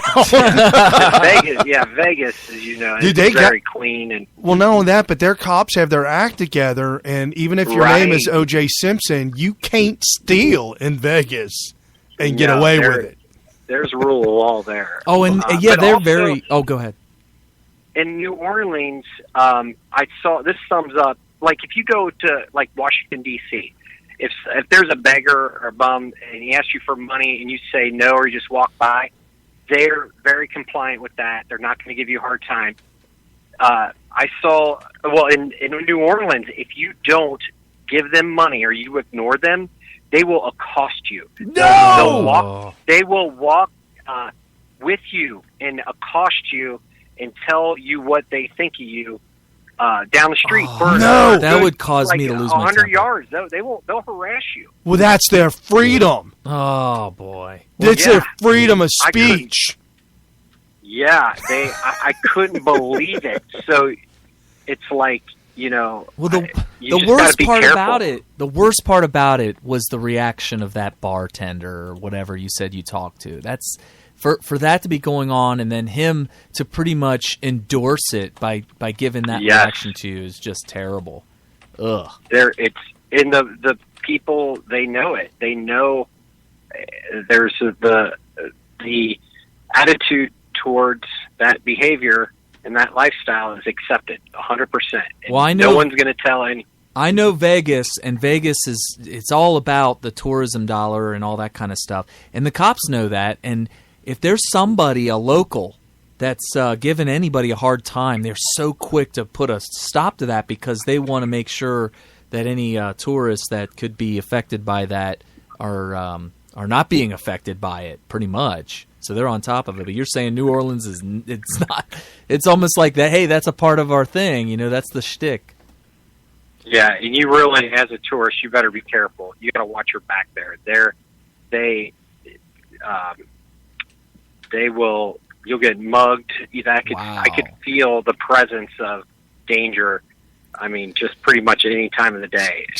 You just have to watch your back. Check this out. I'm on this website that opencarry.org. It's something that I refer to this website when looking into different cities, open carry laws for guns or CCW laws. And there's a couple of guys who've talked about New Orleans, the city itself, and they complain that it's almost impossible to get a concealed carry license in the city of New Orleans. And you are allowed to open carry with your gun on your hip. However, this one guy wrote he open carries very infrequently. Most time in front of my house, in my yard, quick trips to the corner store. When I exit my vehicle while open carry in the city, I always do a quick head check for the police because I have no doubt that New Orleans' finest, parentheses, worst, would not hesitate to take me down, cuff me, lock me up with the animals. Maybe even kill him. Yeah, and then he says, later questioning. I think you and I were talking about this yesterday, Stephen, that that all the forums and all the threads that we were reading or some of the things I was going through, there's a lot of people that have a lot of negative things to say about the New Orleans Police Department. Oh, yeah. Like you don't want to get in their eyesight. Did you ever see them? No. Well, yeah, actually, I witnessed when I saw in the 3 nights I was there more fights in and out of the bars than in my entire life. Wow. I saw five right in front of me, and one of them, it was this younger, unruly, drunk guy and a couple of his friends that had a problem with the bouncers of a particular bar. And these guys were antagonizing the bouncers, and this went on back and forth. It drew in a crowd for like 10, 20 minutes, and finally the bouncer came out and just gave a haymaker to the kid. And then the other kids that were with him kind of scurried away, but then they came back. And it's just the bottom line. It was not going away. Like it was escalating, drawing more and more people into the orbit of this situation. Oh, wow! And it took how long for someone to contact the police is what shocked me. For it to just spill over into it was going to be chaos. They finally, somebody I saw him run down the street, Bourbon Street, to grab the police that were standing by, oblivious to what was going on, but they were right down, but the police came up, grabbed a couple of people and just drug them out, and that was it. But they just didn't want, I could tell they did not want the cops to get involved, that they could manage to do that for whatever reason. And now that makes sense now that you read that on Wikipedia. That adds up now. Earlier this year, there was an article out of Cleveland that said more than 500 New Orleans police officers retire in the wake of a federal investigation that brought sweeping changes to their department, leaving one of the nation's most crime-ridden cities struggling to have police on the streets. Oh, I believe that. Yeah. They've got some huge underlying issues there. They're not going away anytime soon. So are you going to ever revisit? No, actually I will not. I was hoping, for the historic, the city is actually very beautiful. I was going to say, what was good about it? It really, you can see under the dirt and the dilapidated buildings, the original architecture, it's Spanish architecture with a French theme, and it's a beautiful, and it's all original. There's so much that can be done to the city to make it nothing like it. There's nothing like it in America, and for it to go to waste and go down that route that it's gone, it's just so disappointing. It's got a very huge positive potential there that could bring in tourist dollars. People would visit because of the historic value and just the sounds like the it's French too Quarter dangerous. itself. Just too. Yeah, they dangerous just need to clean it up and get a different attitude about where they live, and But I don't see that happening anytime soon. Hey, my battery's dying. I just wanted to thank you guys for letting me on. Awesome. Absolutely. Thanks Anytime. for listening in. All right, you have a All good right. night. Have a good one. Bye. Well, that's interesting. I've got a little thing on the historychannel.com about New Orleans. Nolans.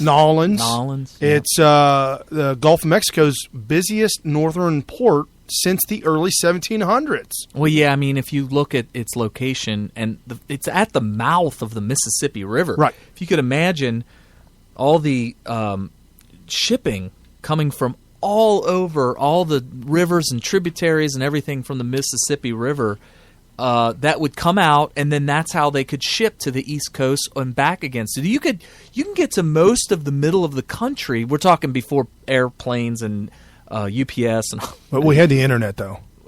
We did.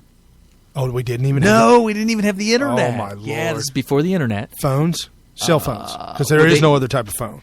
Well, Alexander Graham Bell would go back pretty far, but they had the Pony Express, maybe. Right. So it was founded by the French, ruled for 40 years by the Spanish, and bought by the United States in 1803. Louisiana Purchase. Right. Yep. New Orleans is known for its distinct Creole culture and vibrant history. Wow. Well, key struggles have been social and natural. Poverty, racial strife, hurricanes, Hurricane Katrina, George Bush doesn't like black people, and floods. Thank you, Kanye West. Oh, my goodness. What an idiot. So Mayor Ray Nagin is doing time in the pokey. Good for him. Thank you, Mr. Ray Nagin, for letting your leadership. Wow. Oh, hey, what do you say we do somewhat of a little bit of a lightning round? Yeah, how about a lightning round? Kind of knock this out. Okay, what are we starting with? Well, Planned Parenthood's not going to be a lightning round. Well, we can make it a lightning round. What is it about Planned Parenthood? Because we've been talking about it for like 3 weeks now. President Cecil Richards, the head of the taxpayer... Cecil? What? No, we'll get to the line in a minute. Okay. He lives under Planned Parenthood. Well, if he were he kills. Yeah, I was going to say... Oh! Right! Oh, man. I know how it works now. Yeah. Okay. Head of the taxpayer-subsidized abortion giant is currently facing a firestorm of allegedly selling body parts harvested from aborted babies. It is now revealed that she, the president, made 39 personal visits to the White House since Barack Hussein Obama took office. That's big news. In 2009. According to White House records, this is from the website I look at often. It's called truthandaction.com. Richard's first visit to the White House, January 20th in 2009, the same day Barack Hussein Obama took office. Okay. Well, that makes sense then why Barack Obama says God bless Planned Parenthood. Yes, he did say God bless Planned Parenthood. So since 2009, logs have shown Richard also met with a laundry list of top White House officials. Richard's also attended Obama's second inaugural. In 2014, Planned Parenthood, America's largest provider of abortions, received $528,400,000 in taxpayer money. Yeah, according to its financial reports to the IRS. That year, the organization performed 327,653 abortions. Right, and that's what they do. Don't let the liberals, communists, progressives, whatever you want to call them, try to trick you into thinking that there is any other real serious mission other than their main objective, which is to promote and perform abortion. Yeah, on demand. And also, I know it's kind of lightning round, so we just want to... hold on, late Friday. Oh, this is the last. I'll wrap this up, but this is the last piece of Planned Parenthood. Well, I got something on Planned Parenthood, but most important, but go ahead. I was going to talk about that judge. Yeah, go ahead. Okay. Late Friday... well, apparently all these videos coming out, and Planned Parenthood's all upset about the videos exposing themselves. Late Friday, a judge granted a temporary restraining order against the release of any more recordings. And this is just for the state of California, right? Correct. So in the state of California, they have a restraining order for releasing any more videos. That's not going to affect the other 49 states, though. Or the internet. So That's true. So Judge William H. Orrick III was nominated to his position by a hardline abortion supporter, Mr. yours and mine truly, Barack Hussein Obama. What a surprise. He granted the temporary restraining order within minutes of Planned Parenthood filing for the restraining order. So this was all completely coordinated and organized. Right. This judge has also been a major donor and bundler for Obama's presidential campaign. That's called corruption. He raised over $200,000 for Obama and personally donated $30,800 to different committees to support him. Jeez. Even though the National Abortion Federation, which is the ones that are filing the injunction for the doctors that perform abortions, they said in the document that the doctors they represent, they said that the doctors would likely to suffer irreparable injury absent an ex parte. Okay, sorry, there's two different sentences. Because all the people, both parties weren't involved, the judge went ahead and granted it. Now, the reason why he granted the injunction is because the lawyer said that the doctors would suffer irreparable injury in the form of harassment, intimidation, violence, invasion of privacy, and injury to reputation. So he was preempting any of this from happening, and none of that ever happened. Right, and the judge said that he did this. Requested relief is in the public's interest. What? He did. What you mean by public? We mean the doctors that are. What's in the public's interest that these doctors aren't maligned in any way. That is so messed up. Oh my that's gosh. What I got. That's what I got on that. It is the SmithRadio.com point of view on this topic that just like the just like slavery, just like the Holocaust in World War II, abortion is going to go down in history as just another one of these kind of events where people are going to look back and be like, wow, how messed up were those people back then? Go read something about the Holocaust in Germany.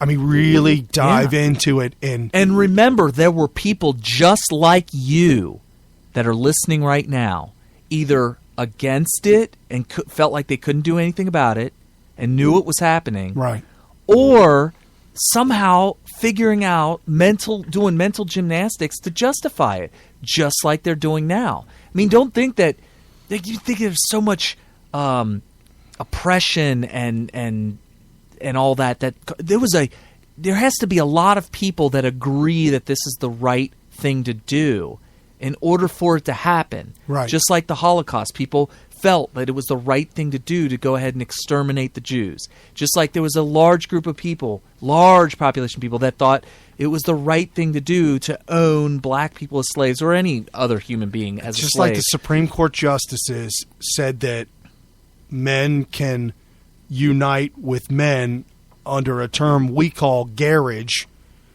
they also said that abortion on demand is legit in 1973. Yeah, and so at the end of the day, I'd like to point out that I preempted Rush Limbaugh on this statement. Yes. That 100 years from now, I've said this probably months ago, 100 years from now, they're going to look back at this and be like, wow, what the heck were they doing? What was going on? And how did the government say, okay, here's $500 million to kill 300,000+. Yeah, and just like Uncle Tom's Cabin was the book that came out that was kind of the spark that ignited the country to slowly but surely, like groundswell from the grassroots in order to eventually make it politically able, for the politicians to be able to eventually abolish slavery. Right. I think that this latest thing with all the videos of the abortion. If this isn't stomach turning, is Uncle Tom's Cabin. I can't stop thinking of Kermit Gosnell. If this isn't the most stomach turning, most bone chilling, I get goosebumps every time I read another article or I look at it or we even talk about it. If you can say that I don't believe in God and I don't believe in the devil and that's all a bunch of hogwash, I'll tell you what, devil is alive and kicking on this earth, and his buddy and partner in crime is Planned Parenthood. Well, and the thing about Planned Parenthood and abortion specifically is that this is an atheist thing. I don't know if I can even say that. Well, Margaret Sanger? Well, no. There's a percentage of Catholics that are like, yeah, abortion. We should allow them to have choice. It's a large percentage. I've seen bumper stickers around the west side, because the west side of Cincinnati is predominantly Catholic. There's a lot of bumper stickers that say you can't be Catholic and pro-choice. Exactly, but if you look at the actual polls, there is a huge chunk of Catholics who say that they are Catholic that also are pro-choice. But anyway, what I want to say is that I don't want to hear nothing about atheists saying that, well, you don't have to believe in God to have morals, or you don't have to follow a religion to have morals. Because if you can say, well, I have morals, and yeah, you should have choice to murder and babies and sell their body parts. No, I don't want to hear it. You don't have morals, and you can't even argue that you can have morals as an atheist after this case. But anyway, on August 22nd, write this down. If you're listening to me right now, stop what you're doing. Either grab a piece of paper and pencil or bust out your smartphone and get into your calendar. On August 22nd, there's going to be a nationwide Planned Parenthood protest. Basically, the way I understand it's going to go down is whatever your local Planned Parenthood office is or clinic, that's where you're going to go and protest. And hopefully we'll have thousands of people in front of every single Planned Parenthood clinic across the entire nation on August 22nd with signs, chanting, screaming, calling them murderers because that's what they are, because they are killing human beings, which fits the definition of murder, considering they're innocent. So please do that August 22nd. In front of your local Planned Parenthood. If you got to take a day off for that, I don't know what day of the week that is, but please do so. So that's our thing on Planned Parenthood. Lightning round. Lightning round. Hit it up. Cecil the Lion. Roar! So basically, what's the name of the dentist? This dentist paid $55,000 to go to Zimbabwe and hire some guides. His name is Walter. Palmer. Oh, there it is. Dr. Walter Palmer. The dentist. Apparently, this is not uncommon. You pay. You go to an African country and you can pay guides. I've got his statement. He said that he used local, quote, I used local guides and hunting agents in Zimbabwe to ensure that I was operating legally, and I was not aware that the hunt was an illegal hunt. And I don't think that this is unique or unprecedented. You're saying this one guy in all of the United States decided, I'm going to go on a safari and I'm going to go big game hunting? And No. It happens all the time. He paid $50,000 to get what he thought was a legal permit.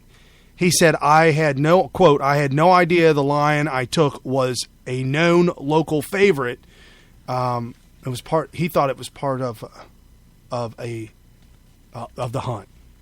Yeah, and apparently, did we find out that somebody recently also killed a lion? Second American doctor named in lion killing, but then you got to read the article to realize he's been killing elephants, hippos, zebras, ostriches. He takes pictures, posts them on the internet, and this is what he does. He kills big game. Well, apparently, he's also killed a lion illegally. How do we know it was? Did he? Because they're claiming it was an illegal hunt. By the way, he's a gynecologist. So we have several. Okay, he's a gynecologist. So there's obviously a problem with doctors. Why are these doctors in their real day-to-day job they save, and in their leisure time they kill? You don't think the people that are killing and selling baby parts are not doctors? I think we got a major doctor problem. Oh, I thought they were hiring dentists. Oh, wow. Whoa. Because they're cheaper and they get the job done. Oh, I could see that. It's like the guy on Steve Martin in Little Shop of Horrors. Yes. Oh, wow. We need to have that soundbite. Yes. You remember who he's working on? Bill Murray. Yeah. So, he's such a great actor. I don't know what to say.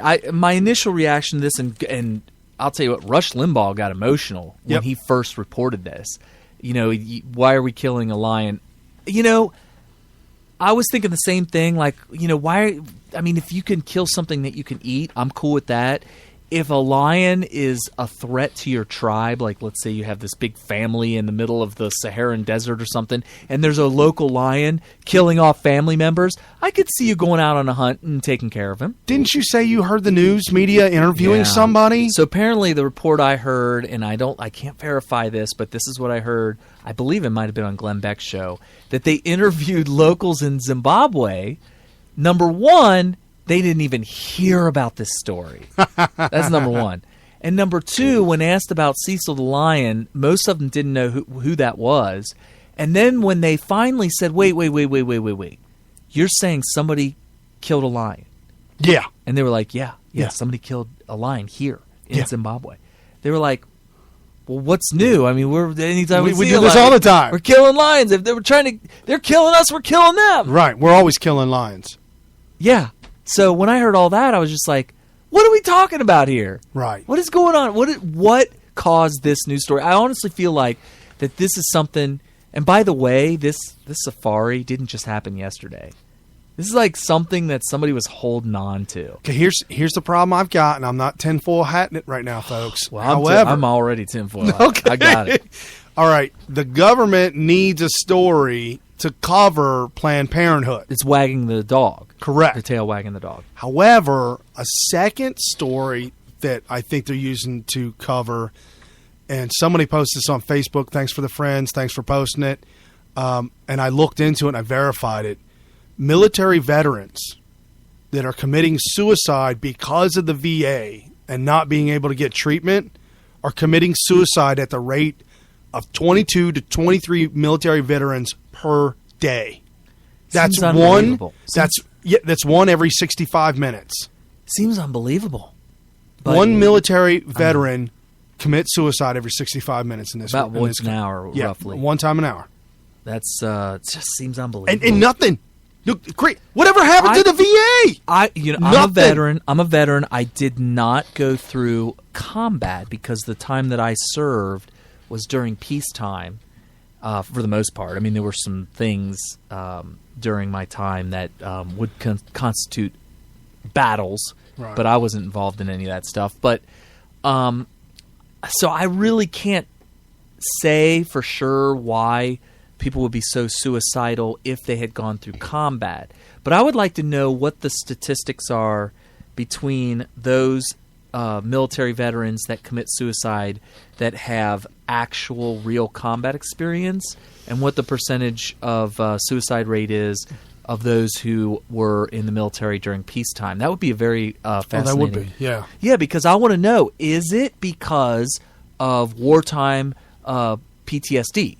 Or does it have something to do with just the fact that you served in the military? I would love to know that, because if I found out that it's close, like there's a close, like military combat live action experience doesn't necessarily make you higher risk, Right. then I have a theory. Which is, my theory on suicide rates for veterans is that for the time that you're in, they throw you out there and make you do something important, and they depend on you. I mean, they put 18, 19, 20-year-olds in charge of making operational broken equipment that's worth $30,000 or $30 million that go up in the air, and if they crash, somebody could die. And they're entrusting teenagers to do this. And I was one of those teenagers that would go out there, work on a $30 million piece of equipment, and had I failed, somebody would die. And I really loved having that kind of responsibility. It made me feel really good. It made me feel like I was doing something really important, and it makes you feel good when you have that, when somebody entrusts you with that kind of responsibility. Now, fast forward to getting out of the military. Never got it back. I'm 40 years old now. No, I never got it back. Never have I ever been. Did anybody ever say to me, hey, well, I'm going to entrust you with the kind of trust that the military did, which was to have you fix a $30 million piece of equipment, Right. and afterwards we're going to load somebody up in it and risk their life in it. Right, and that's never happened to me either. I mean, the And it's closest depressing. thing, the closest thing I've come to it is now working with some of these gas turbine wheels and the GE engines, things like that. But still, that's nowhere near. Like being on the flight line, doing an inspection. Oh yeah, there was nothing more that I loved than being on the flight line, watching F-16s, F-15s, F-18s taking off, throttling, afterburners. I mean, just the awesomeness and the raw power of that. Yeah, and being around it. So my theory, basically in a nutshell, is that we live in a screwed up country where we train people to do things that human beings can do with proper training, which is very important stuff. It's high level, difficult work that can be done by people who went through 6 months of training, and then after having all that experience, in America, it means nothing. It's done. Because you need 4 years of sitting on a desk pushing papers in a college, getting a communist propaganda imposed on you for 4 years before you end up with an entry-level job earning $30,000 a year with absolutely no responsibility How is whatsoever. it possible that you and our last caller, Stephen, were taking engines out of aircraft, repairing aircraft, putting them back in? I was entrusted with, we had a time order compliance where all 43 F-16s, all their landing gear had to be changed out. All the bushings had to be changed out due to binding up landing gear and not landing. Right. Okay, how is it that we have all that experience doing all that for 4 years, yet when you get out into the civilian world, you have to have some kind of license? You don't have any experience all of a sudden. You need an AMP license, aircraft power plant license. Yeah, and I've seen the movie First Blood, the Rambo movie. Oh, yeah. A bunch of times when I was a kid, and he does a speech at the end that I never really thought nothing of it until after I was out for a while. Wow. And after I was out for a while, it all makes sense. His speech basically says, I used to be in charge of multi-million-dollar equipment, and now I got nothing. Right. And when you look at the special features of that movie, he talks about how veterans say that you really hit the nail on the head on that speech. And so I don't know if the combat part of it has anything to do with it or not, but I would love to see the comparison. LA Times put out an article that said that their study that they watched said that female veterans have a suicide rate nearly 6 times that of male. That is really surprising. I would have never guessed that. No. I would have never even guessed that there was any. I would have guessed that females were less likely to commit suicide. Female veterans. I would love to know what that's all about, because that doesn't make any sense to me. But then again, I can't really say a whole lot about female veterans, because in the Marine Corps during the time I was in, very few females. It wasn't like the Air Force where there was more, even though I think there was probably, still not as many as the men back then, especially. But Right. in the Marine Corps, I think I've seen 2 or 3 female Marines the whole time I was there. All the rest men. Yeah, I found it weird, too, that they would put it that. Well, look at the Air Force. It's probably 50-50. 50 women, 50 Is it? men. Really? It's probably pretty close. I was going to say there's definitely a lot more in the Air Force than in the Marines. In the Marines, it's got to be. I don't know about now. But during the mid to late 90s, it was probably maybe at least 20 Marines to every one male Marines to every one female Marine.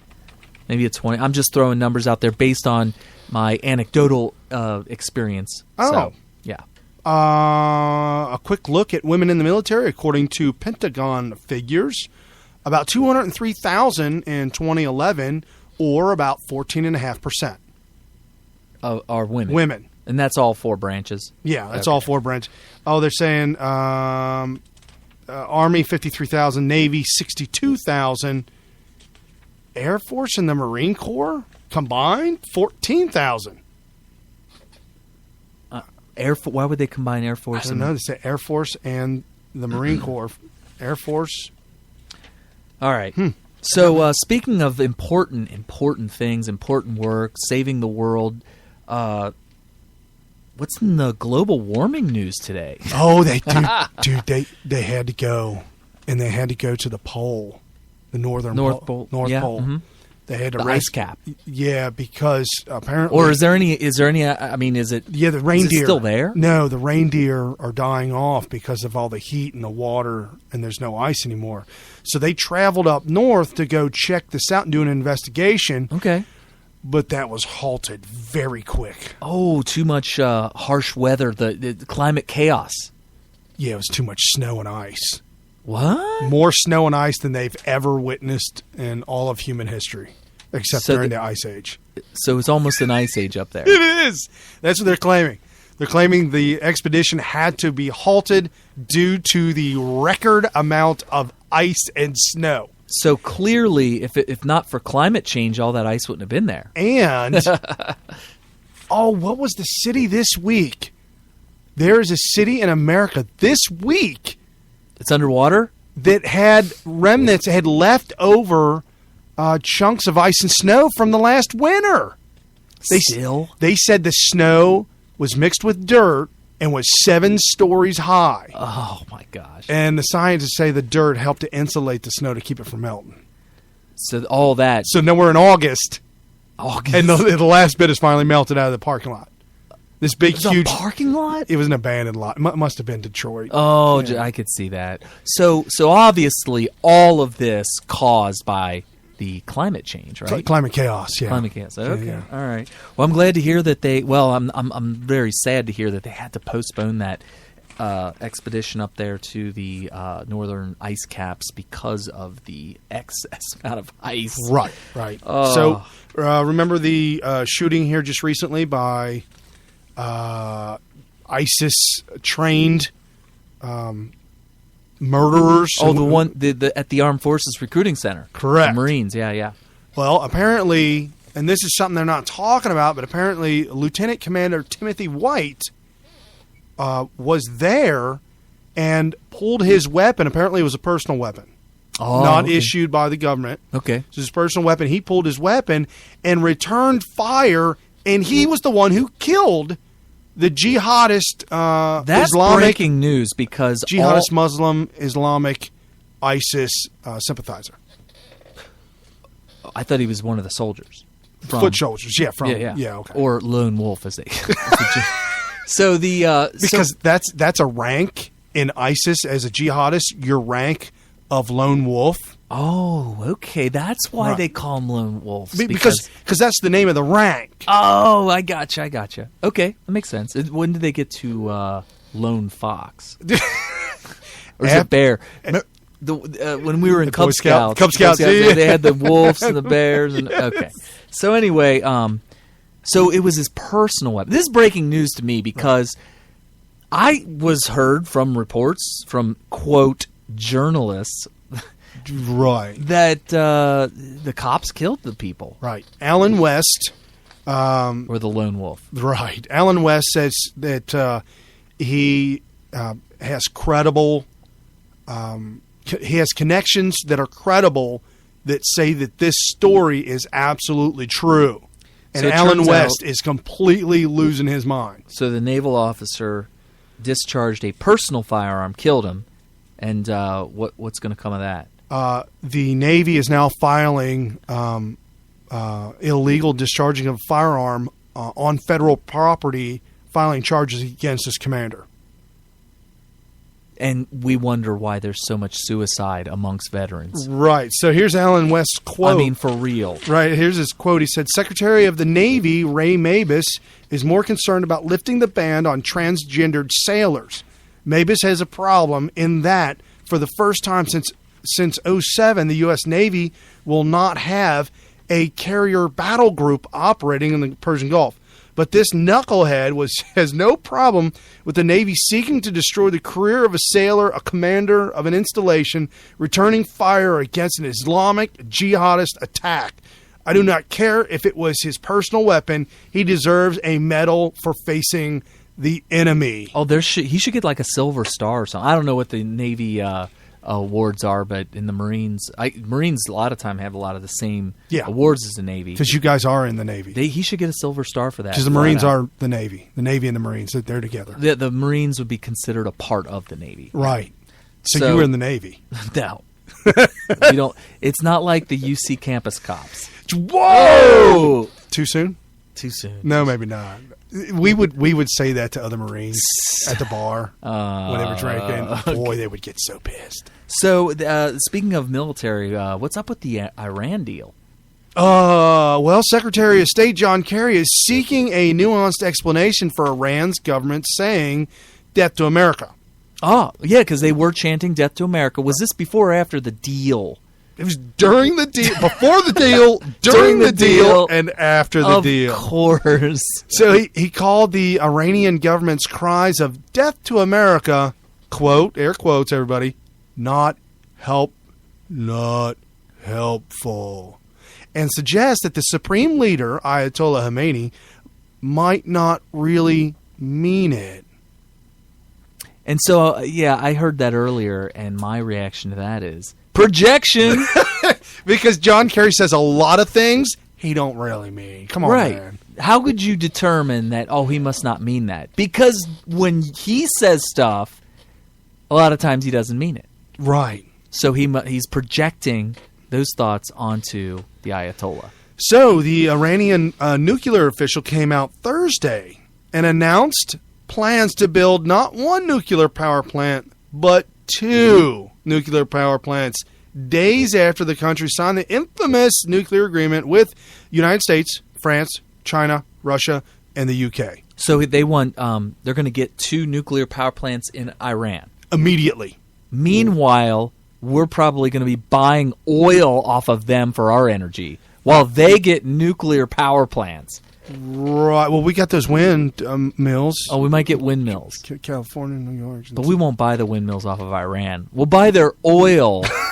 And then they're sitting on an ocean of oil, and they're going to make nuclear power plants? And we're sitting on more natural gas than the world has ever seen, and it makes the Middle East look like chump change. We're probably going to sell them the uranium for this stuff. We're going to trade uranium for oil. This is so convoluted. Hillary is already in the works with that. Oh, my gosh. She did sell the uranium to Russia while she was Secretary of State, and she signed off on it. Is anybody surprised by anything? I don't know how that's a deal. So the Ayatollah Khomeini, did you know he's an author? Is he? And a publisher of really popular books. Really? Okay. This book that he has published, called Palestine, is a 416-page book against the Jewish state. A blurb on the back cover credits Khomeini as the flag bearer of jihad to liberate Jerusalem. Liberate Jerusalem from what? To get them out of it, to liberate the city, to get the city back. Liberate the city from what? Of Jews.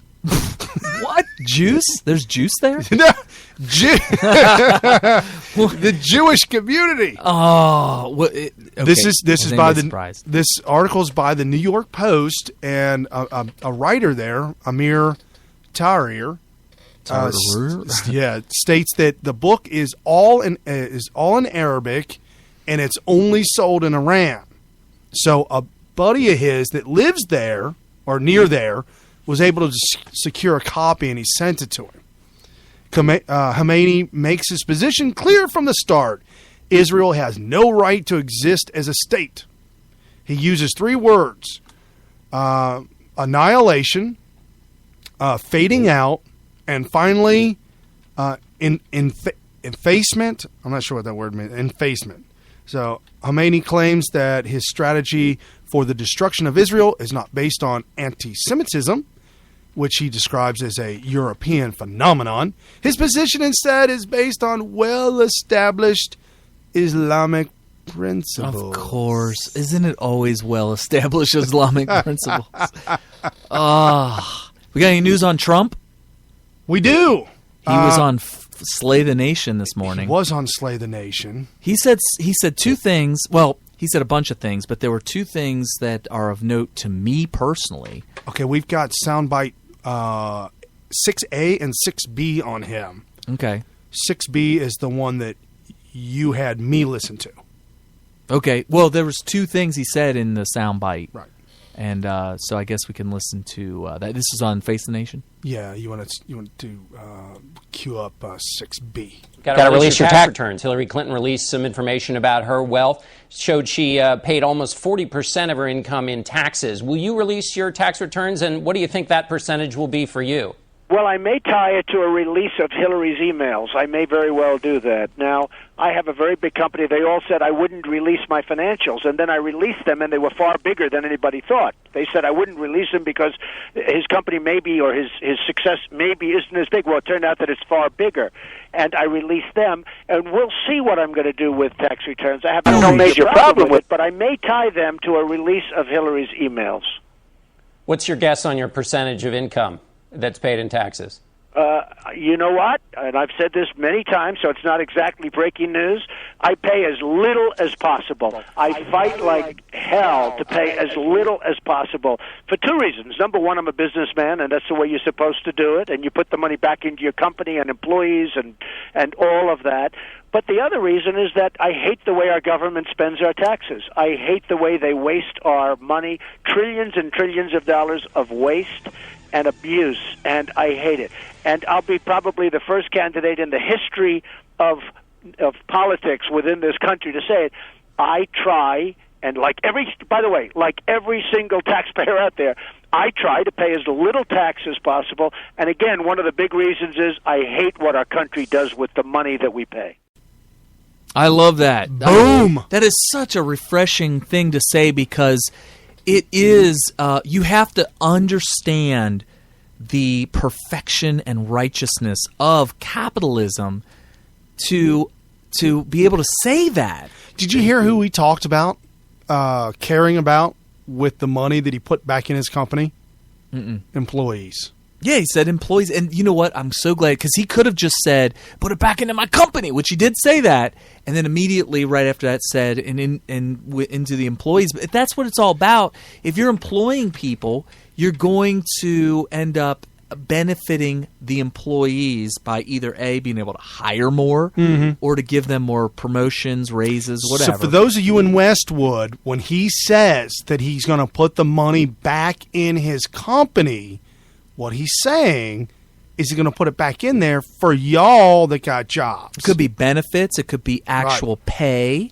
Or it if could they be get to hire more people. If they get a quarterly bonus, the bonus might be bigger because now the company's growing. And the more percentage that he has to pay in taxes, the less of that you're going to be able to get. And all it's going to end up doing is being spent by the government somehow. And I know what a lot of you people in Westwood are thinking. That, well, that's how I might get my check from the government. Well, $500 million of that money goes to kill babies. Exactly. So only a tiny... First of all, it's a very inefficient process that the government's doing with the money. Very inefficient. I agree 100%. So, I lost my train of thought over there. It's over there. Brian's over there playing... The mic keeps jumping at me. Keeps hitting me. Oh, does it? I didn't even realize that. Oh, so anyway. Yeah, no, it's all about capitalism, and capitalism works because the money is being used as efficiently as possible. People that waste money in capitalism don't get much money anymore. The United States government now consumes 31% of the United States economy. And it's being used very inefficiently. And as Trump says, I really hate what the government does with money. What he's basically saying in a nutshell is, I operate using capitalist principles very well, and I hate socialist policies, and which are completely inefficient. Completely inefficient. And so, I mean, that's what he said in a nutshell. Right. By saying I hate what government does with money, he's basically saying I hate socialism. Right. And by saying I try to keep as much money as possible to put into things such as my business and other things that are a good use of money, capitalism. He's basically saying I not only do I like and support capitalism, but I actually do it well. Right, and he's big. He's bigger than what anybody else thought. He's very big. He showed how big he was. He surprised everybody with how big he is. I think he might even have surprised himself with how big he is. I think he is shocked. Because I can hear it in his voice. Time he looks in the mirror. He sees how big it is. What's it? What are you talking about? The money. Oh, okay. His gross profit. So you want to break down... It's very gross. The breakdown real quick on the people running for president on the Republican ticket. Sure. We've got following up in the last... We're going to go last to first. Last, Jim Gilmore with 0%. George... Who is Jim Gilmore? Jim Gilmore. Is he actually running for president? He just jumped in, yeah. George Pataki, 0. Lindsey, I've lost my shoes. Why is he running? And I hope that everybody becomes American. Graham. Lindsey Grahamnesty. 0. Rick Santorum. He's got 0? Right. Carly Fiorina. She actually gets a lot of coverage. 0. Really? Yeah. She's actually good. This is an NBC Wall Street Journal poll. NBC Wall Street Journal poll. Okay. Rick Santorum, 1.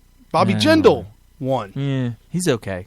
John Kasich, 3. How is he not 0? Well, he's got some problems. He's our governor. Right. He's done okay with our state, but I don't know, man. Rick Perry, 3. Chris Krusty Krispy Kreme, 3. Marco Rubio, 5. Don't like him. No, not anymore. Rand Paul, 6. Maybe, but I can't forgive him. No. Mike Huckabee, he's down with Common Core. I've got problems with Mike Huckabee. The Common Core thing is completely inexcusable. 6%. Wow, he's up to 6. 6, yeah. Ugh. Well, he's coming out and he's making headways by saying a lot of stuff. He was on Slay the Nation too, and he actually sounded really good, but at the end of the day, his position with the Department of Education is just not going to fly with me. No, and he is part and parcel, I think, would wind up towing the line for the GOP. You mean establishment. Right. Yeah, that's not going to work. And that's just my personal opinion. These are opinions here, folks. Ted Cruz, 9%. Which we like a lot. Ted Cruz is probably the best candidate. Ben Carson, 10%. That's I would have thought he was closer to like 1 or 2%. I'm excited about that. Yes, that's actually really good. He's not a politician, which is why they think that he's not going to win. Right. However, we have Trump, who's definitely not a politician, and he's just Jeb, I am a... he's above Ben Carson. I am a socialist, and I love communism, and I was a red diaper baby. Bush, 14%. Wow. You're going to call him a red diaper baby? I don't know. Whoa.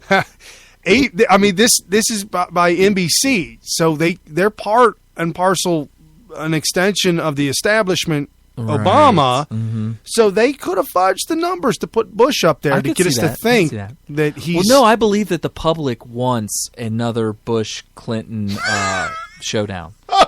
Round 2?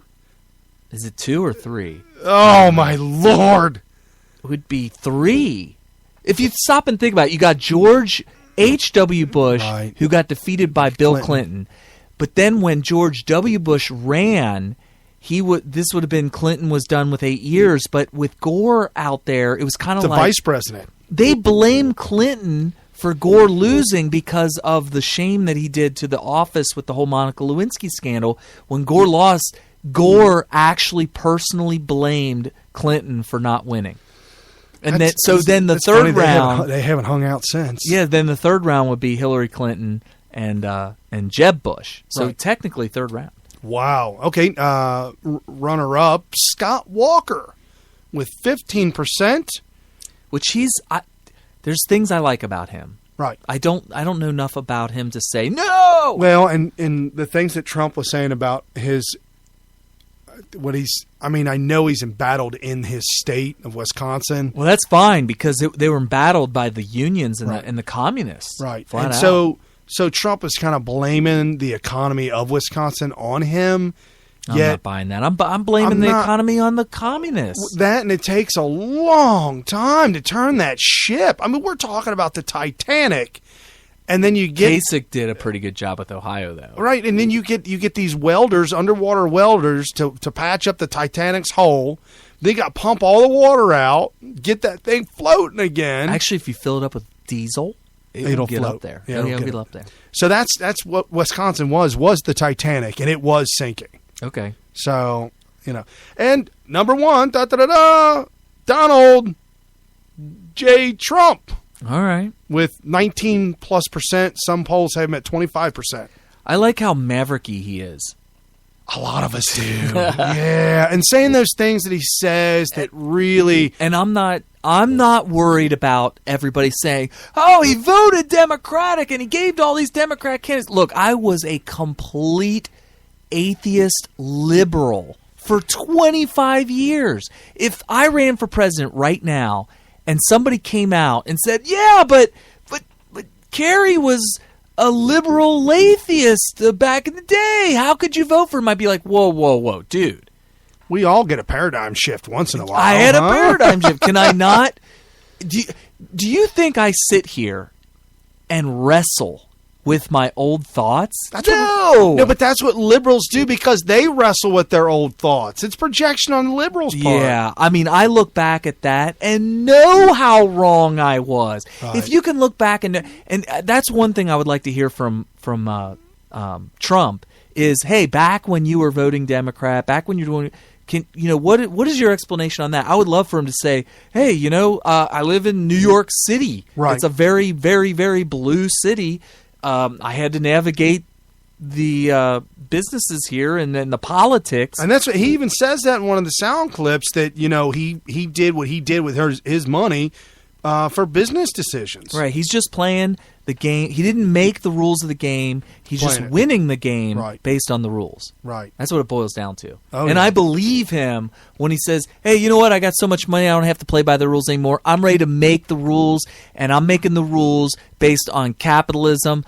I could support somebody for president that is going to come out with that message. And he looks like he is. He says, we'll have the biggest, baddest army. It'll be so big, so terrifying, so bad that nobody would ever, for 1 second, think about messing with us. Yeah, and I'm cool with that. If you want to build the biggest gun that you can hold under the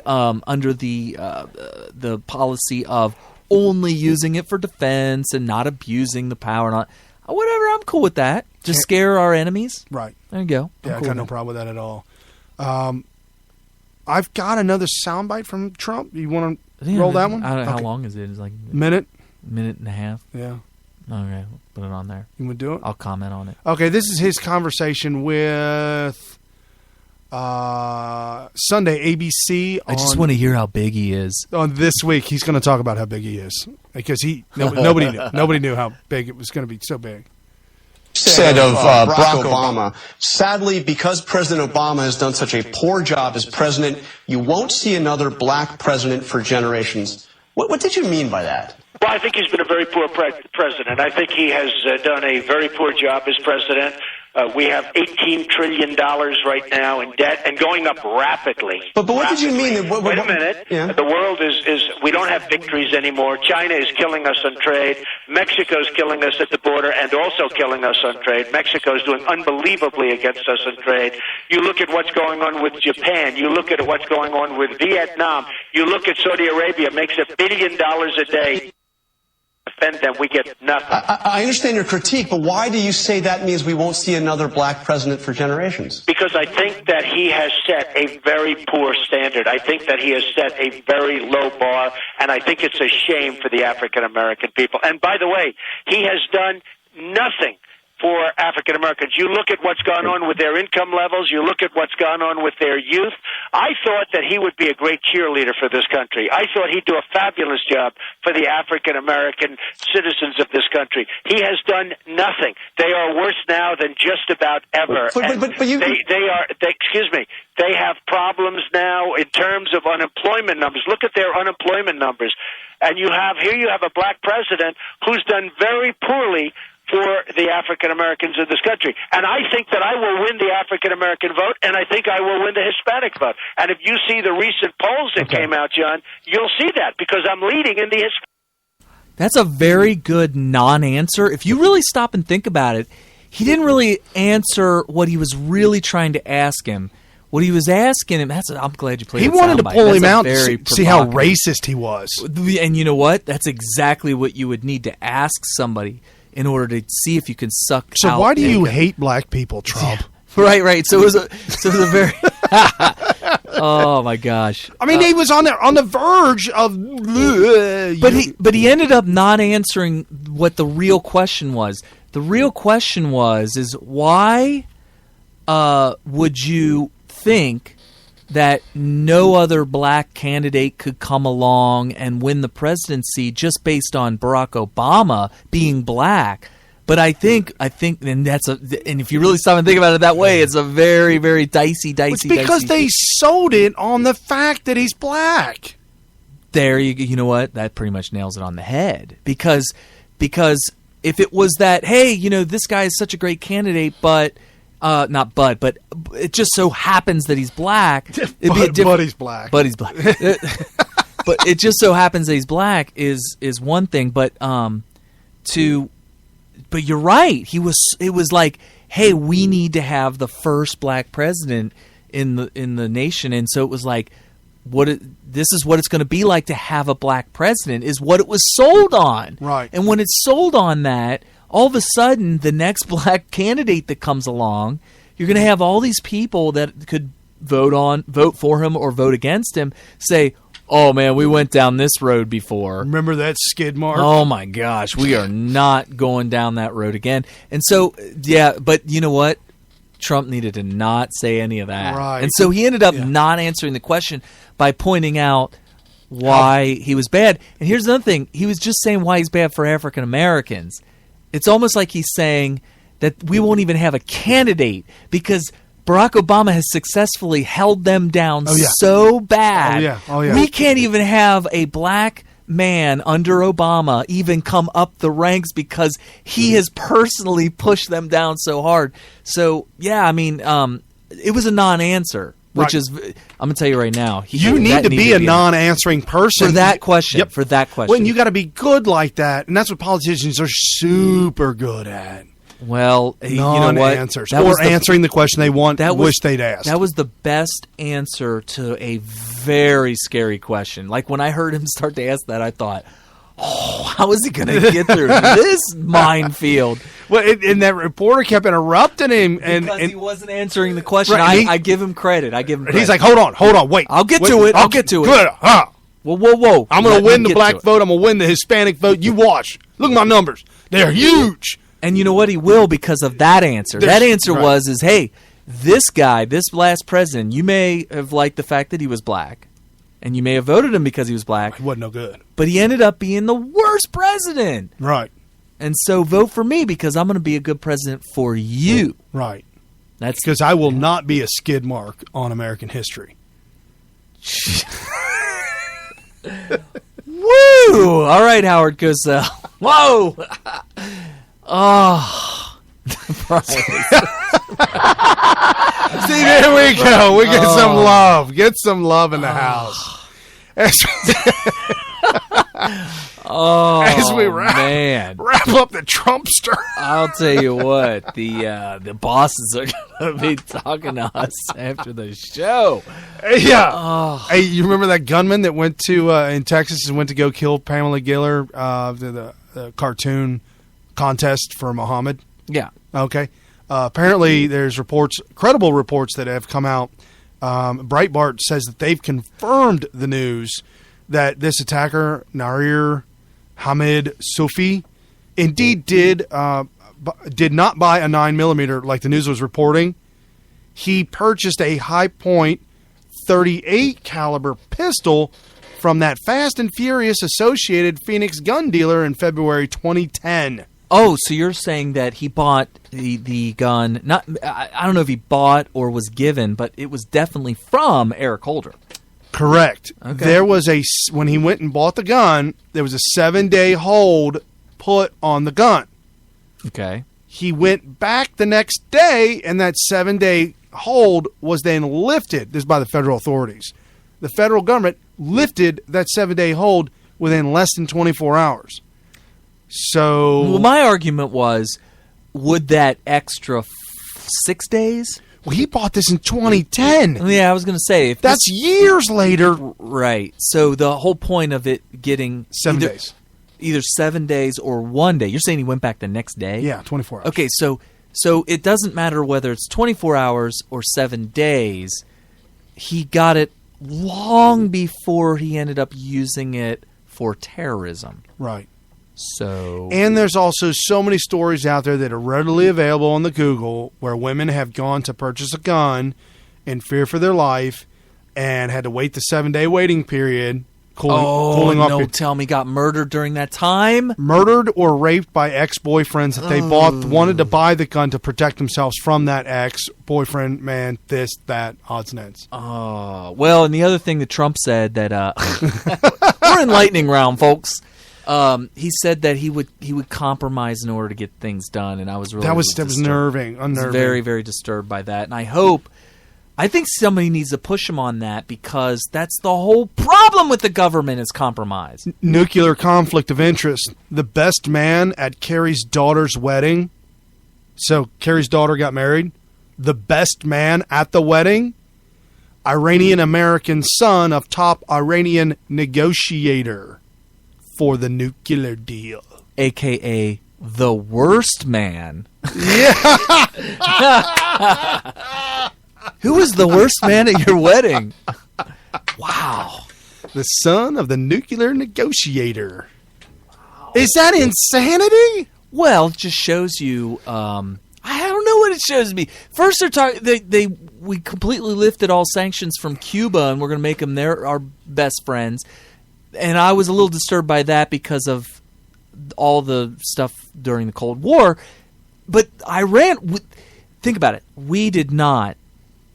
U.S. officials in the Obama administration did not court Cuba the way we're courting Iran. This is ridiculous.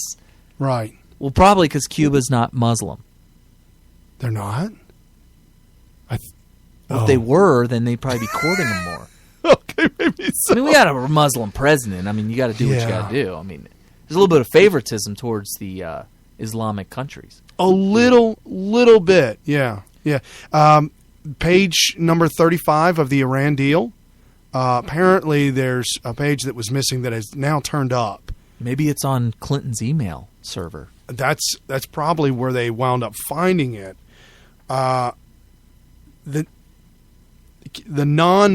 Here's what happens. If during any time whatsoever Iran is dissatisfied with any of the nations involved, they can say, I quit, and they have 35 days of negotiations to set up meetings and negotiate, and after the 35 days is up, if they still say, I quit, the deal's over with and they walk out. And they keep all the money and all the aid. Oh, that's so they probably will do that. Uh-huh. Well, they haven't done it yet, so we have to trust but verify. Hey, you got to pass the deal. So terrible. You got to pass the deal to see what's in it. You know, you got to pass the deal to see what's in it finally.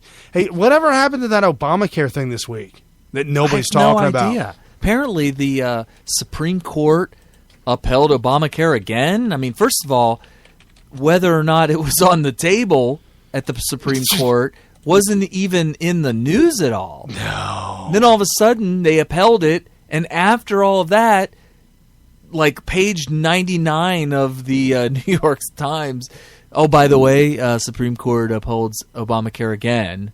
Like, okay, was that even... when was that a news item? Right. So I don't know. Apparently, it's not a news item because it was upheld again, just like it always is upheld. I have no idea what the details behind it are, but it was upheld again. Obamacare takes hold. Unpaid hospital bills vanish. Oh, nice. Whatever I that may means. have an unpaid hospital bill myself. So, good. Huh. That's amazing. I have no What about idea. my brother? He's got $900,000 in bills. Millions. Not millions. It's less. It's actually just slightly below Right. $1 million. No, they said that Yeah, that insurance. She's got great insurance. Yeah, but it's going to work. There's always a itself cap. It's going to work itself. The cap. It's No. like a $30,000 cap. No. she owes the rest of the. So they pay the first $35,000, and then anything over that. Yeah, I mean she's up to $990,000. I'd say put it on. Get in line. Yeah, Get in line. People say, "I lost my house because of medical." No, that never happens. No, that has never happened. You threw away your house thinking you had to pay it. There you go. Just be like, good luck with that, buddy. Yeah. Oh, you need $900K quick. All right. Why don't you go ahead and give? Why don't you give me an? I can give blood. I'll call give you. Blood. Yeah, I'm gonna go down to the plasma center. They give me $40 every time I go. I got rare blood. I'll just charge them $990,000. Oh my goodness! Wow, folks, what an incredible show once again. Stick with us. Stay tuned. Follow us on Facebook, YouTube, iHeartRadio, iTunes. We are all over the place for you. Good night now.